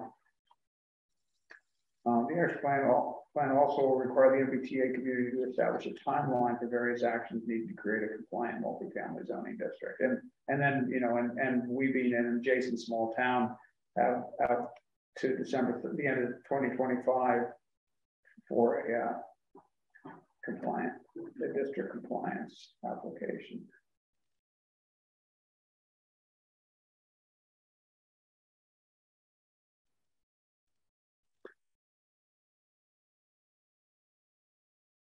So do you think we need to beef up the town planner's hours? I mean, between the stormwater permitting and this seems like it could be really consuming for that department. It really, well, yeah, I mean, right now, as you know, we went from 25 to 28 in the current budget. The outgoing town planner would definitely say that the overwhelming share of her time is toward permitting, not planning. And so I think if we want a planner who's going to serve as the town planner and really ask things like this, and also things like hazard mitigation plans, and even some of the transportation plan, capital program, pedestrian planning, all this stuff is stuff that we're not in this by ourselves. Right. I think a full-time town planner, if they were empowered to be a planner and not a permitting planner, could keep busy, but they would have to be empowered and be someone who's out there representing the town and things, going to meetings, being like the facilitator, not like being the spokesperson for a 5-member board. I think that with right now, that's a complicated discussion, but I think if we had someone who was empowered to be a town planner, I think they could be full-time busy. I think a bigger question I have or related is, I think I would say the same thing for a conservation agent without hesitation. But would I say a town this size needs a full-time conservation agent and a full-time town planner? That's a whole other discussion, because I do think there's a point at which, you know, that's a lot of staffing for a very small town. There just seem to be so many new initiatives coming that aren't, you know, will fall under the planning umbrella. You know? Yeah. You're right. It's a lot of staffing for a very small town, but there's work to fill that. But how about, I mean, what if there was a scenario where there was like a full-time land use management department head supported by like a full-time support staff to help with some of the permitting? Yeah, that's to say, like in Westford, we had a full-time position that was created after I left on my recommendation. It was in the budget I submitted before I left, to create a full-time permitting specialist, because the town planner who worked under me who was highly, actually, you know who it was a good freshman. It was our town planner who I hired. It was a very talented planner who spent 20 years in the private sector consulting, you know, to cities and towns, and was spending her entire time managing the permitting process and writing orders of conditions and following up on orders of conditions and making sure traffic studies were done and making sure escrow accounts were you know, all of that stuff. And a butter's notification. I mean, it was crazy. And I said, we're squandering this high-level professional. You know, if we hire more of a support position that's, you know, checking the boxes, not like admin, it's more than admin, but a permitting specialist who's earlier in their career. And that's exactly what they did the year I left. And they had a full-time permitting planner and the town planner and the director of land use. That's a town of 22,000, so it's not analogous here, but you know, I think it's difficult to have, you know, high-level professionals part-time schedule. There's very often, you know, people at that level of their career are looking to work full-time. So I just don't know if I would say we need a full-time conservation and planning. Okay, we're getting a little off topic.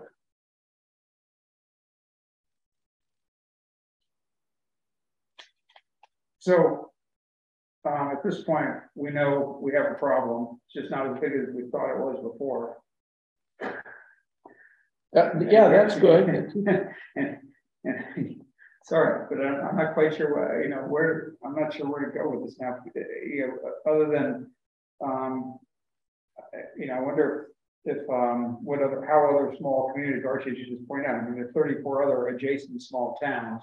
I mean, how about if I was just thinking, can we like communicate with, I don't know, Princeton or these other little communities and just have that are in the same boat that we are, and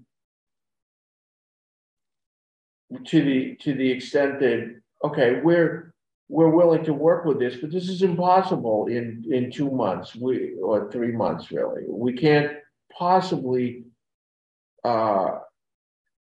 address this in such a short amount of time, and we enlist a bunch of other communities to sign on to the same to the same thought process, and you know, petition DHCD that, you know, okay, we'll cooperate but we can't possibly cooperate in this situation. And I think that I would agree with what you said. I would just think the way to get their attention is to say we can't do it in a way that will have standing with the voters at town meeting, who at the end of the day are the ones who either have to approve or not approve. Because could we turn ourselves inside out and do an action plan in the next 5 months? Yeah, we could. Is it going to have political standing? No. That's I think where you get their attention. But yeah, I'm on a small town administrator manager listserv, I could send something around and say, see if there's, because I think there is a way to communicate to people. Yeah, Okay. I think an extension of time would make a big difference.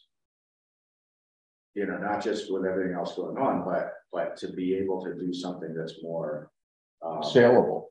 Yeah, and more, you know, more meaningful, you know, have more meaningful public engagement, because 87 is that's a number you can talk about. People can talk about that. 750 was a number of people that was kind of a non-starter.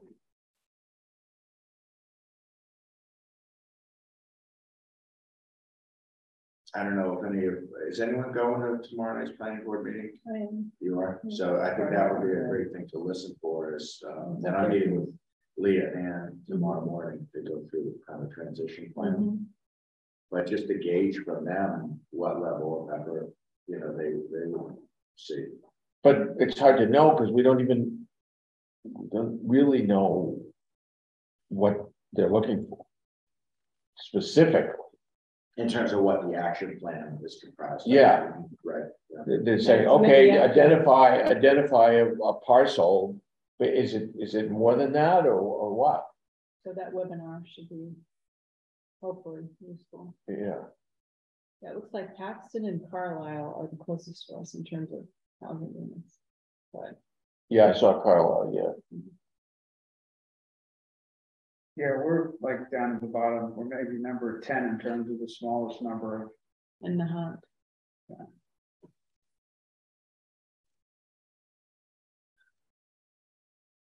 There's not a lot of open space in the hunt. Right. Oh my gosh. Right. They'd have to like bring in some landfill and build out into the ocean. Widen the strip. Yeah. Yeah, I don't know how they can deal with it.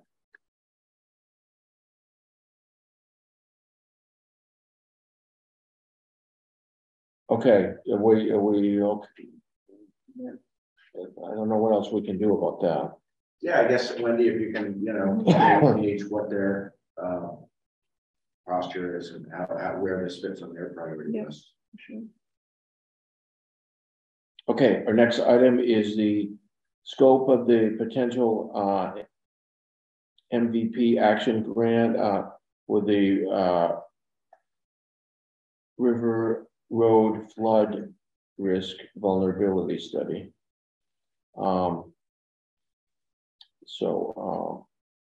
Rick, do you want to talk about that for a second?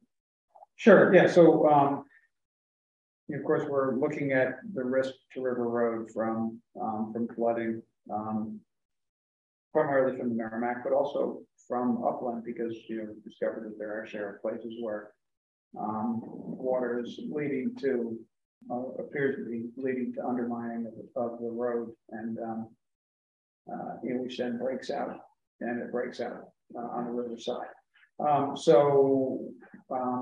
GEI consultants gave us a proposal several months ago, and then we asked for a revision. And the number, if we were to pursue all elements, which I think we pretty much need to do if we're going to do this thoroughly, the total number in the proposal is 193,000. And the municipal vulnerability preparedness grant program, action grant program,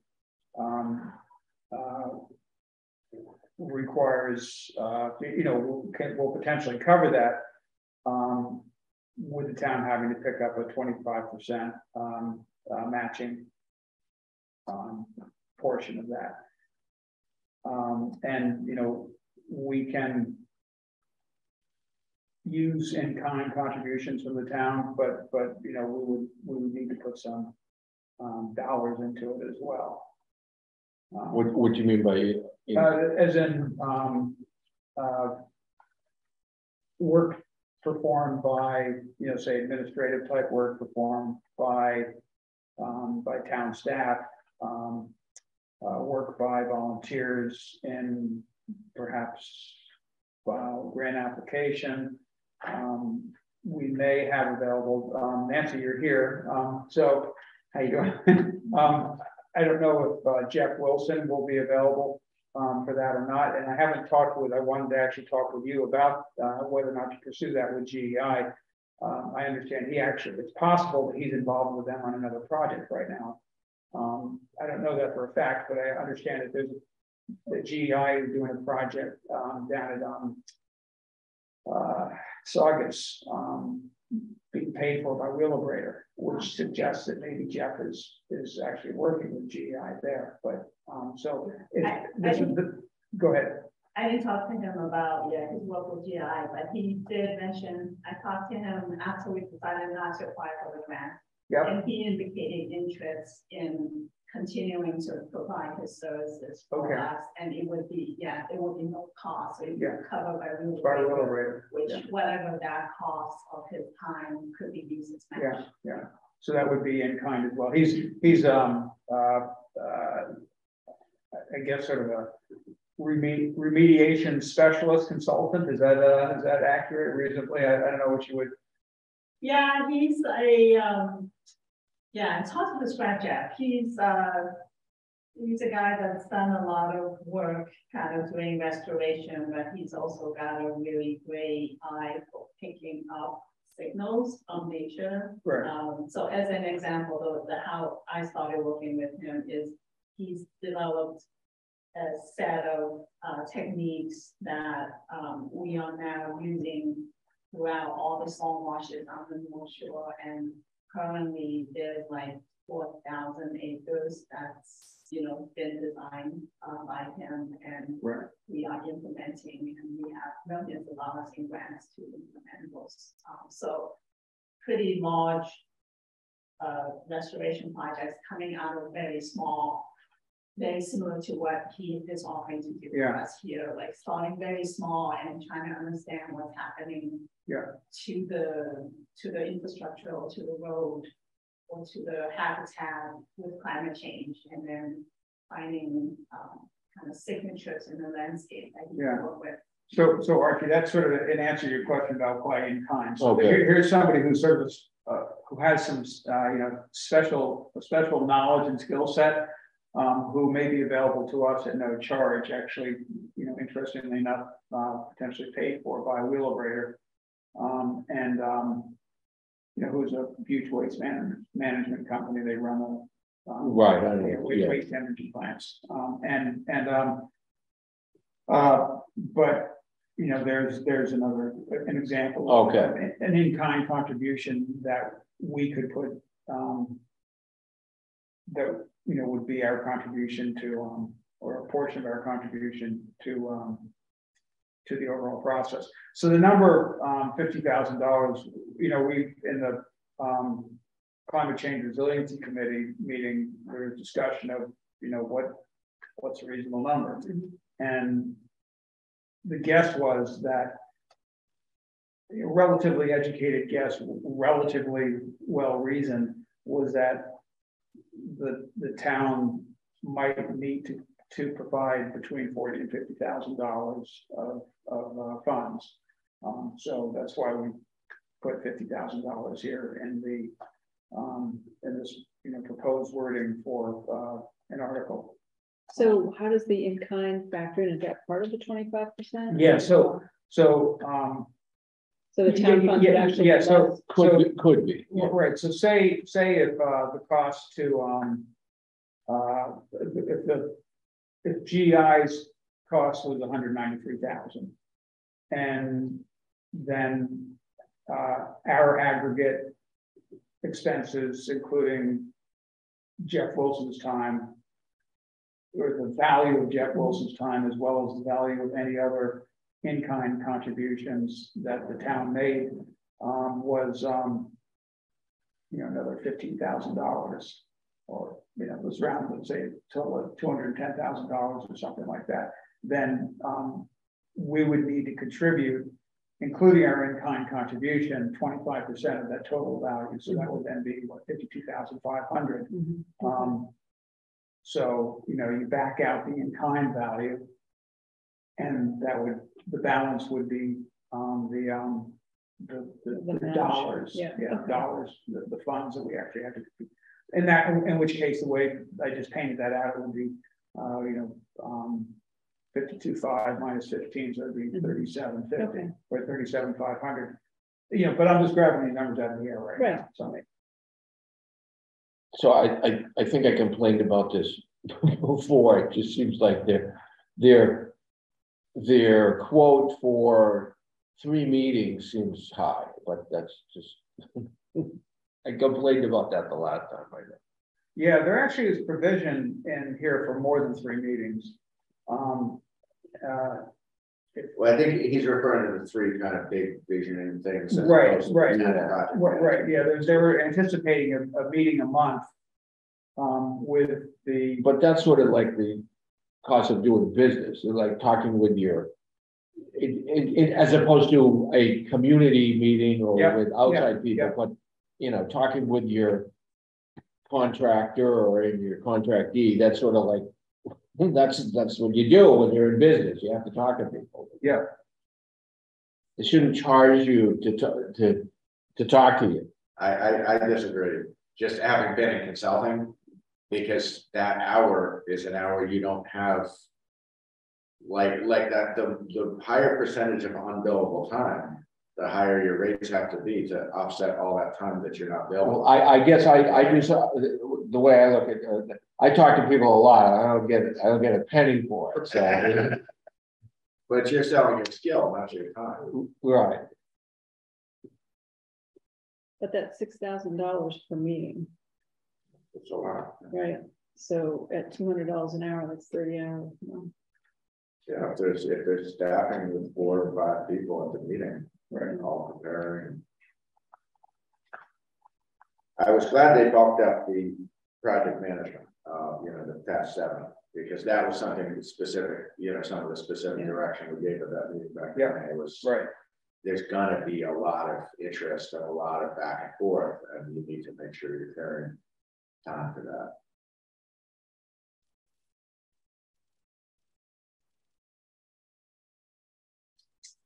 Yeah, if you add up 1 and 7, that's almost $40,000. That's 20% of the budget. Basically just on public process. Mm-hmm.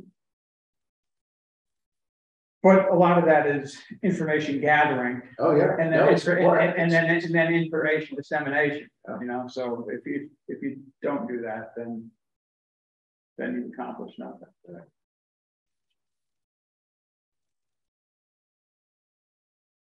And I don't think the question before you is this specific proposal, though I think input's really good. It's do you want to sponsor an article to go after that BP grant this route? And then if there's direction on the proposal, I think from where I sit, I think the updated is very responsive to the feedback we gave. I think it would be very helpful, but I'm not as focused on is it a value? Like it's a lot of money. Yep. But it would be really, whether it's worth it, that's really up to you. But the scope is responsive to what at least Wayne and I were looking for. Yeah. I think it would be good if there was a way to estimate the in-kind contributions. I mean, if the actual price is going to be 35, I think it would be easier to sell it at town meeting, but I don't know how you would put that in an article when it's not a given. It's tough to do. Yeah. And I don't know how we do that this far out. Right. The application for the grant wouldn't be until something like next March or April. And then the grant wouldn't be awarded until somewhere around the end of the fiscal year. Yeah. But the money has to be allocated. Right. Yeah, we need to have the money already allocated when we apply. Yeah.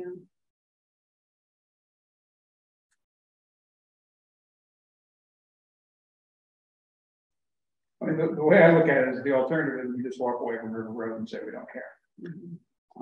Which it's already getting worse from that original cycle. Yeah. We had.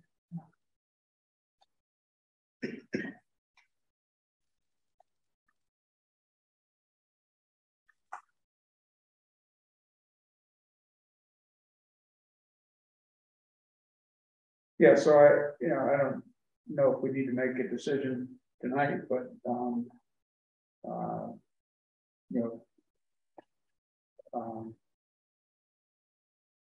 I would support putting it on the warrant. I would support it. okay.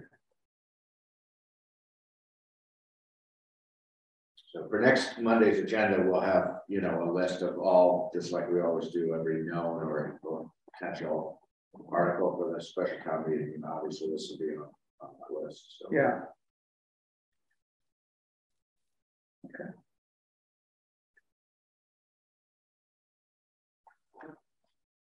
Great. Thanks.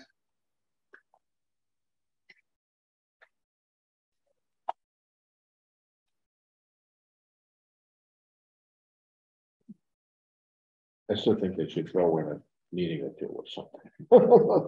It's really hard for a couple of meetings.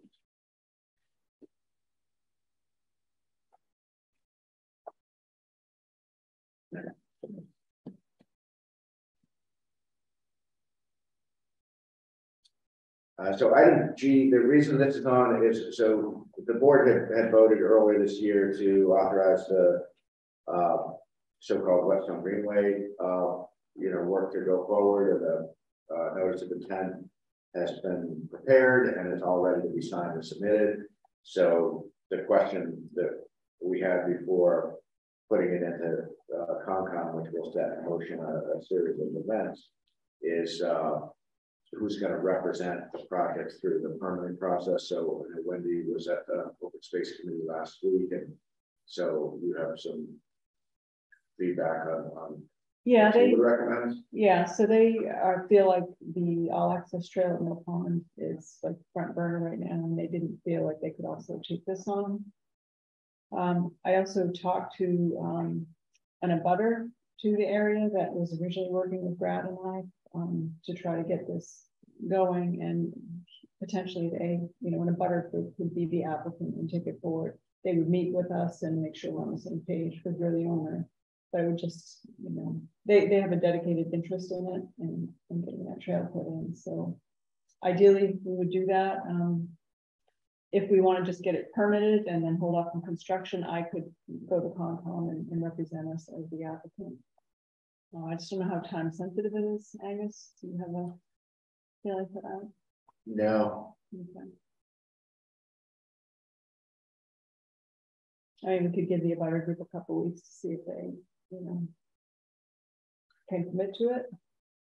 Yeah, I'm just hesitant to say, because once the NOI goes in, it goes pretty quickly in terms of then it's public hearing, then it's Concom, and so I don't want to do that until we know who's actually attending the meetings and carrying forward. How would that work?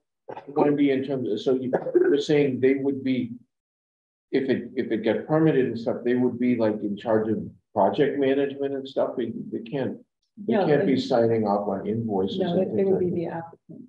So the note NOI, the Concom. Okay. The owner has to sign it. Angus is signing on our behalf, on the town's behalf, and then there's an applicant as well. Okay. So what level of burden relieving does that? They would go to the meetings, follow up with the consultant. There'll be a site walk, probably at least 2 meetings. Oh, okay. So they would do that kind of stuff. Yeah. Okay. Now, what about Greg Hockman? Did you connect by I did. phone? Yeah. And what were his thoughts? Because we had talked. I mean, I think entering an agreement with him on an hourly not to exceed seems, that'd be totally, it doesn't seem like it'd be a whole lot of money. Yeah. What was his thought about that? Yeah, he's fine with doing that. He also is fine with donating time, but he understood the desire to have a formal agreement.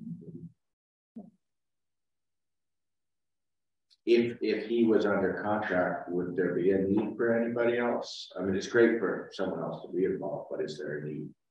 I think it's a good idea. Okay. Yeah.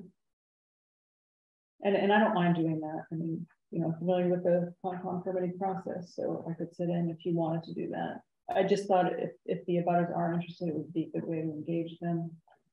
Once we get into the construction phase, you're right, I don't know how useful that would be. But I think at that point, probably our new DPW project manager will be much more involved at that point, once it's an actual, you know, construction project. That's great. Others are reaching out. Yeah, that's great. So do you want to table it for another week or 2 weeks? What do you think? I mean, in a way, you know, the board's already authorized the NOI to go in. It's complete, it just needs to be signed and submitted. I don't know if the board needs, you know, it could just be an update. I don't know if the board needs to take action for that to happen. It's more just, we don't want to start something we can't finish. And you're talking to Michelle, you know, once it's filed, it's going to go pretty quickly with meetings and site visits and so forth. So we don't want to start something that we can't see through.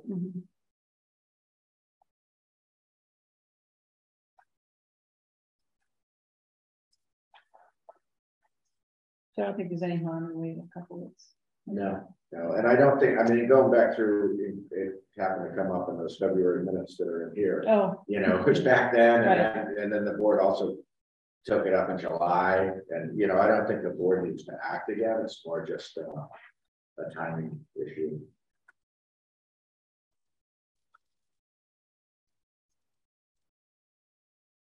Okay.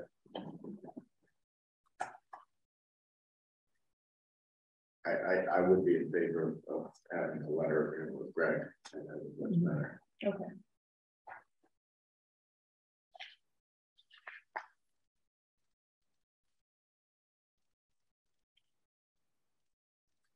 Okay, recent updates regarding the Rocks Village Bridge.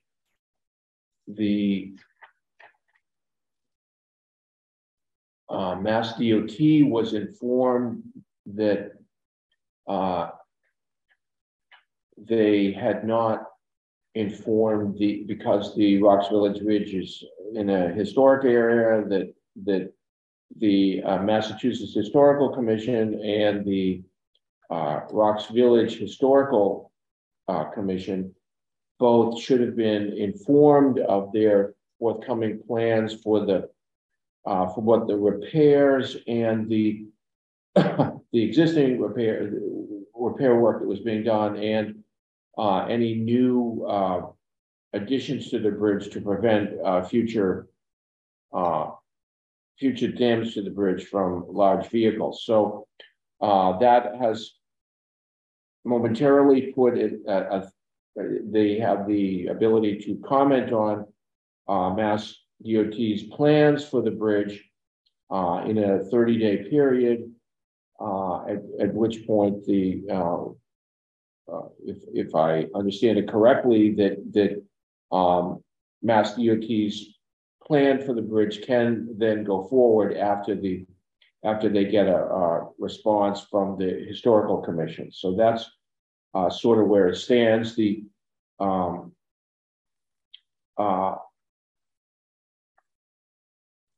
know that the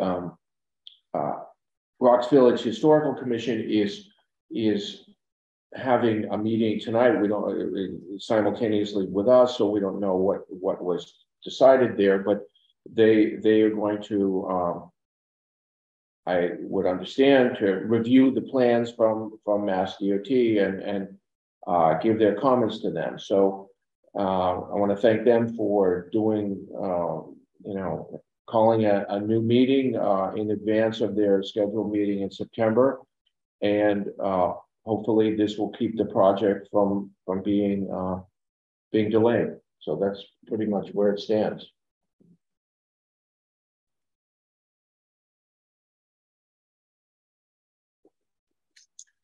I guess once we get past that, we still need to at some point have, I think all interested parties together to talk about, protective measures. Well, that's being discussed too. That's being proposed. Yeah, that's what Mass DOT's got plans for their kind of signage, as well as we don't know exactly what it is. I guess I was hoping that we were going to be able to have some, some dialogue you know, to offer, you know, West Newbury's thoughts, Haverhill's thoughts, you know, not just something being handed down by Mass DOT because they. Yeah, I mean, they're looking for input from the historic commission. Right. But not, But not exactly. not the people that it affects. Right. Well, it affects. Right, I guess it affects them too, but you know, there's you know, I don't know, a dozen households that are affected by that on their end, and there's, you know, between the other communities involved, there's probably another 4,000 households that are affected.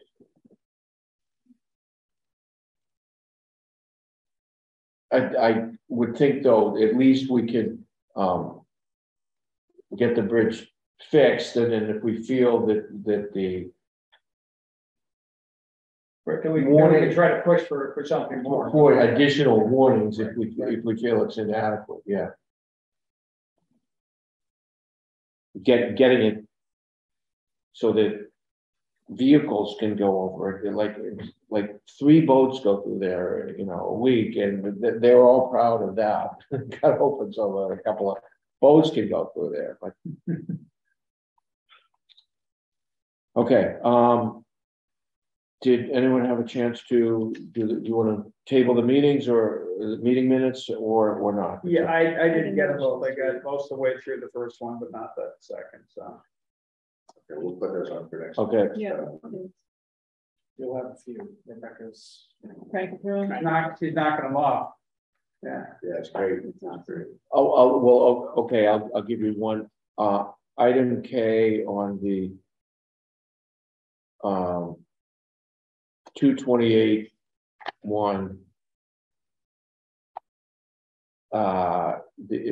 After there was something about the stabilization fund, and the word appropriation should go after the word fund.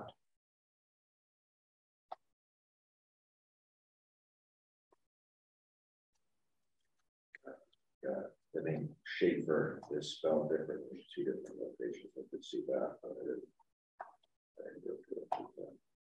Yeah, and I'm trying to recall where it was. There was one reference to the department known as currently known as the DPW, but it was called the DWP, I think.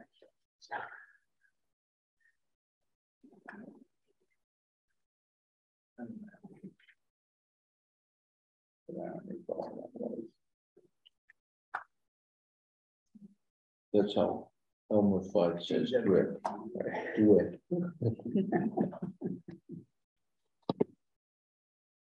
Okay. That was Rick.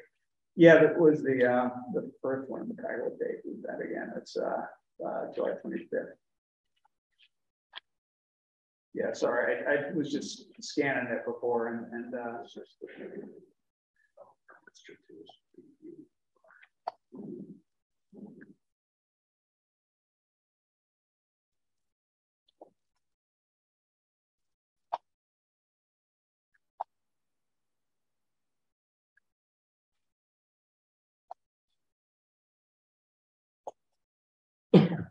Okay, next item, there's nothing in the packet. We just, you know, had a kickoff was it 2 weeks ago? With the Affordable Housing Trust, and Wendy was named chair. So I don't know if you want to summarize and just keep people apprised of that group is up and running. The Attorney General hasn't yet formally approved the bylaw, so it doesn't legally exist yet, but it's starting to get organized, and it really seems like a great group of people. Yeah, it is a great group. Really A lot of direct experience. So our first task is to work on an action plan. We reviewed plans that other communities have put forward, and Wenham has a really great one. So I've been in touch with the consultant that did that for them, and hopefully she'll come to our next meeting and talk with us. In terms How long has theirs been in existence? 2 years. So it's brand new. Yeah, the other ones are older, but this one, it was really good. There was a lot of community engagement, trying to figure out what people would like and support, which I think is important for us to get this running. So we would anticipate using funds from the housing fund that we have.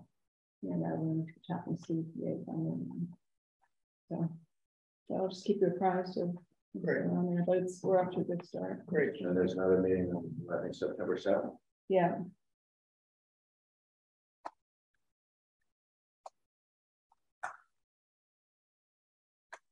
This will come up again next week, but it's just one other topic.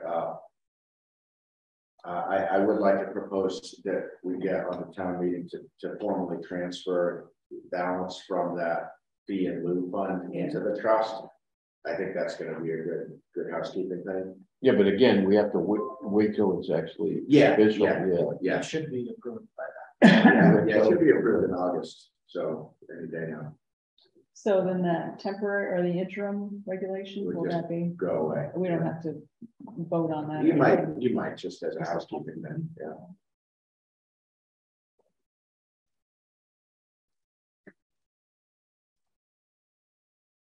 Regarding the next item, I haven't yet had time to follow through on the direction from the last meeting, which was to both invite participants in a process to kind of scope out the paid school study, but also I think it would be helpful to draw up a draft charge.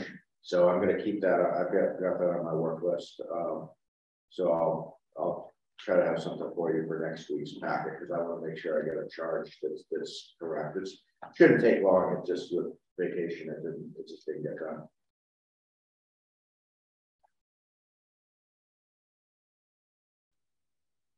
I do have a meeting next Monday with the principal, with Emily Terry over at Page regarding the safe routes to schools and making sure we're coordinating those two efforts. So I'll talk with her at that time about the structural study too.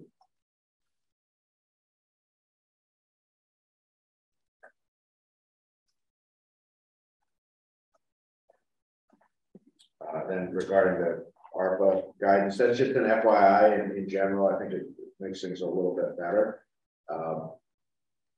But there's a lot of fine print in this too. So, you know, when it refers to Treasury state, the majority of subparts B and E are not applicable, but Who municipalities are still required to comply with it's all now. Kind of like, oh my, how much time do they think we have to like study the intricacies of all of this? But like, how do they invent like the rules for these things just out of whole cloth? It's, well, it'll cover this, but not this, and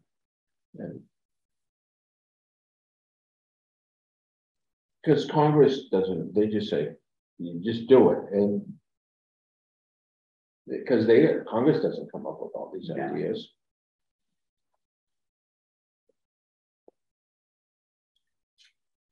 150% of the mean state or county income, whichever is greater. So then you have to figure out which is the greater, the mean state income or the county income. And I like, who thought of that?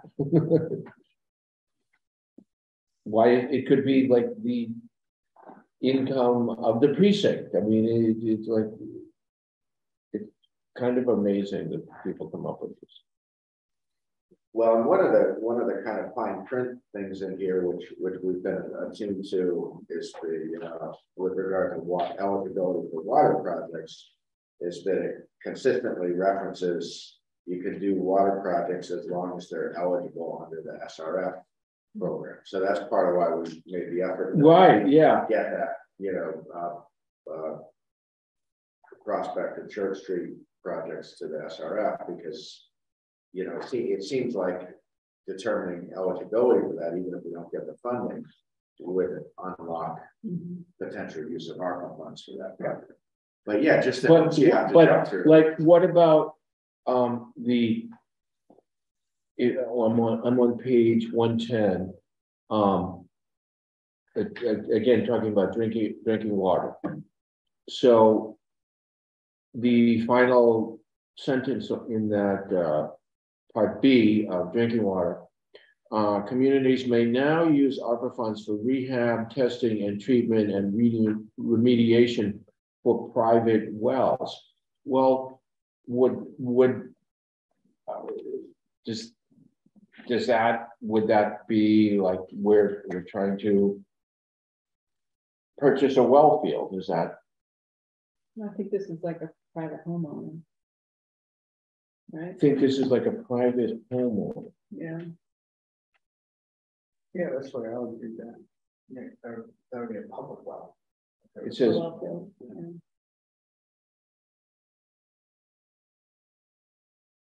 Yeah, so connecting project private wells to a public water supply.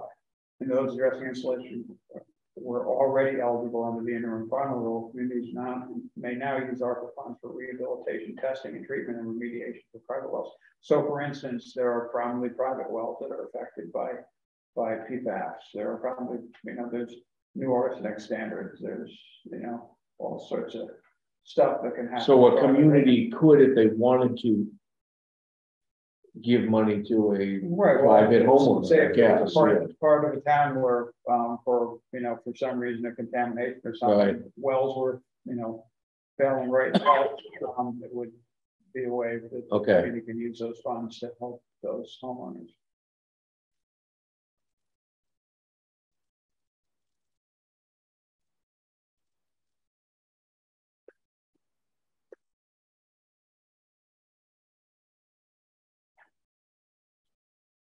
Okay.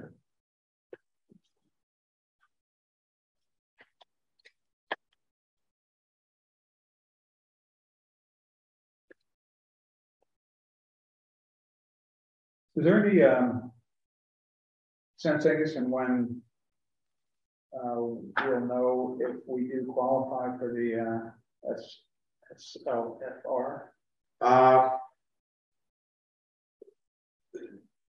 Well, the SLFR. Maybe I'm getting the the SRF. Yeah.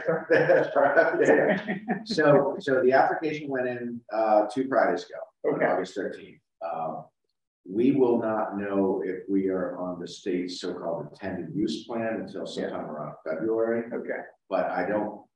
That doesn't. We can be eligible and still not be on there. So yeah, that's a good question. I'll see if we can find out whether they have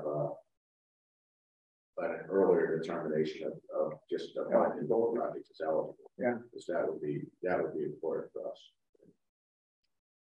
Yeah, because it sounds like it's a real long shot that would actually get funds. It does. But if it allowed us to use the ARPA funds,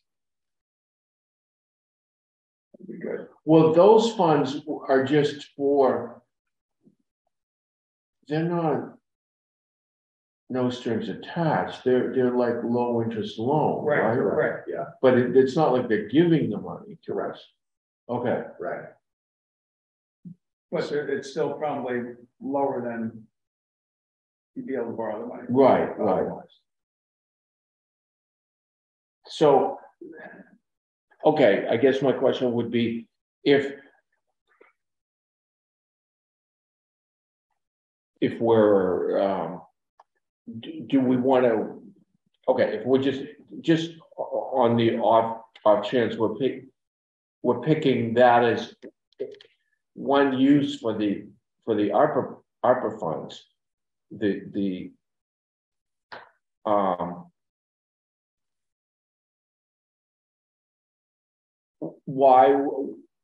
what would be the reason to wait all the way until February to know about that? I mean, we do have a certain amount of time that we actually have to use the ARPA funds. So if we think that would be something that we're going to help contribute to, shouldn't we be,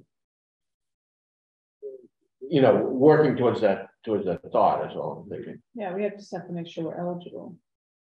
But does it have to, do we have to be eligible in order to use the ARPA on that? I guess that's my question. We may not, because that's what I'm saying. Declare revenue replacement, it basically clears the deck. It clears it, and it becomes essentially general revenue.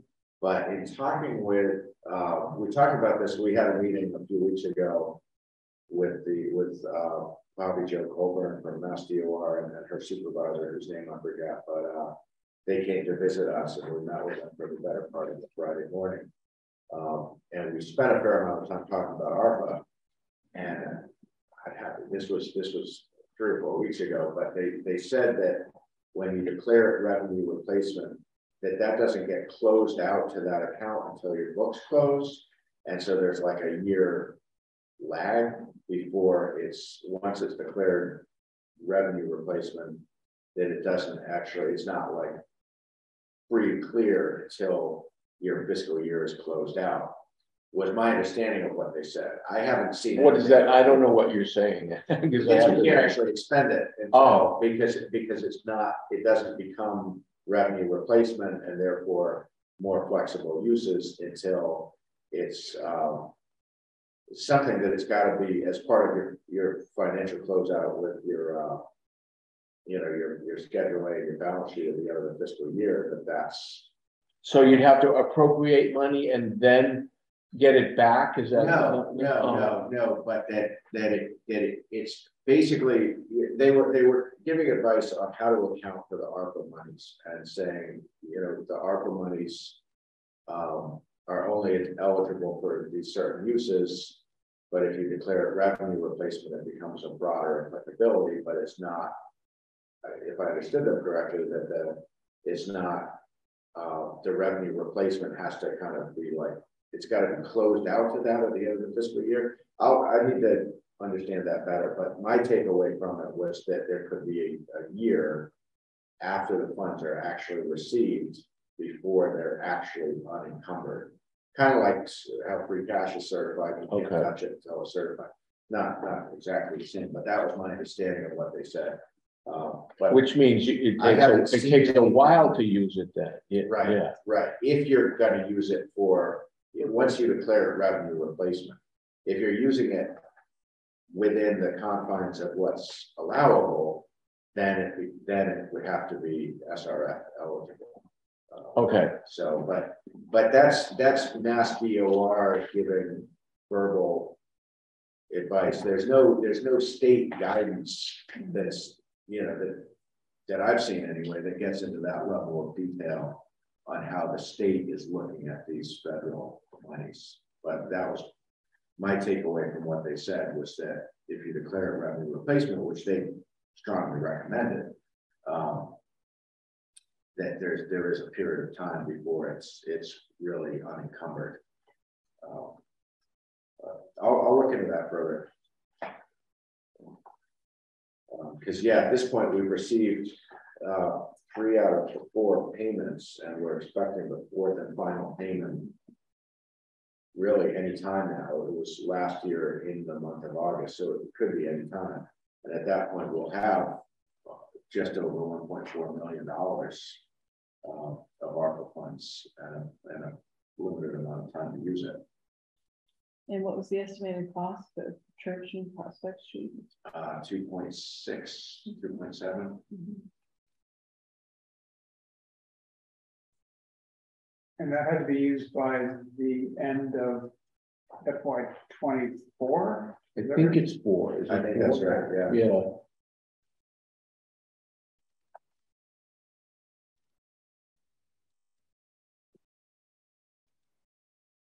Let's see. Funds must be obligated by December 31st, 2024 and expended by December 31st, 2026.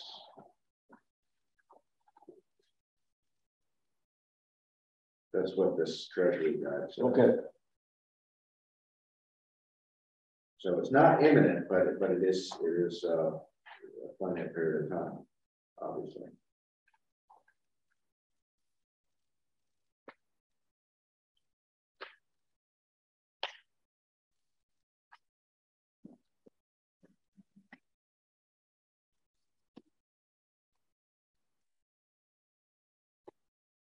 Okay.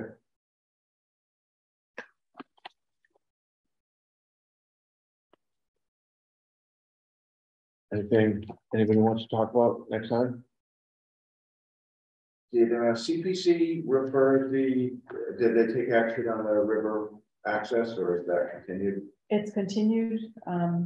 the suggestion, it was a good discussion, the suggestion was made to include other potential river access sites in West Newbury and not just focus on the Greenbelt property. And the entire committee was in favor of that, whereas it was split vote if it was just focused on that one property. So Barry was there and Lisa joined by Zoom, and they're going to take a look at the proposal and then resubmit it, but we're going to put a placeholder in because the committee said that they were in favor of it.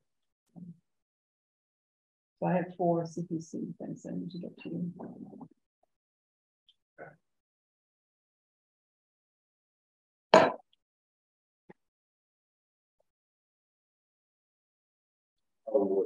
Was the cemetery, was that one of them? Yeah. Okay, even though that's a small dollar one.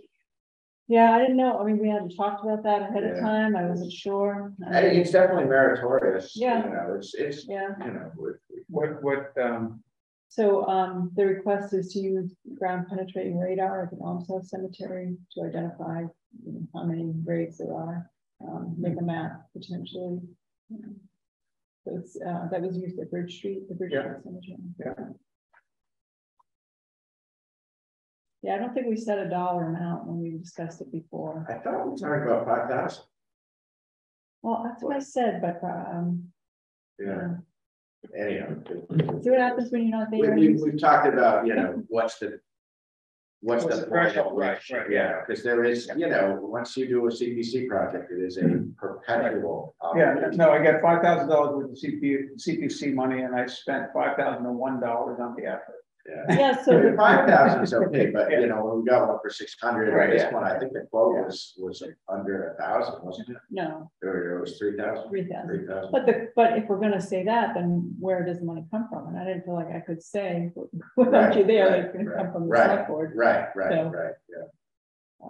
Yeah, and then see the bylaw revisions, and I assume we have to have an article for the phase 3. Yeah.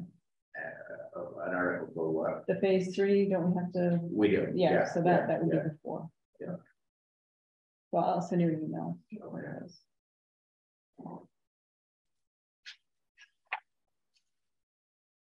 I hear a motion? Adjourn? Yep. Second. All those in favor? Aye. Aye. Thanks, Edward. Thank you.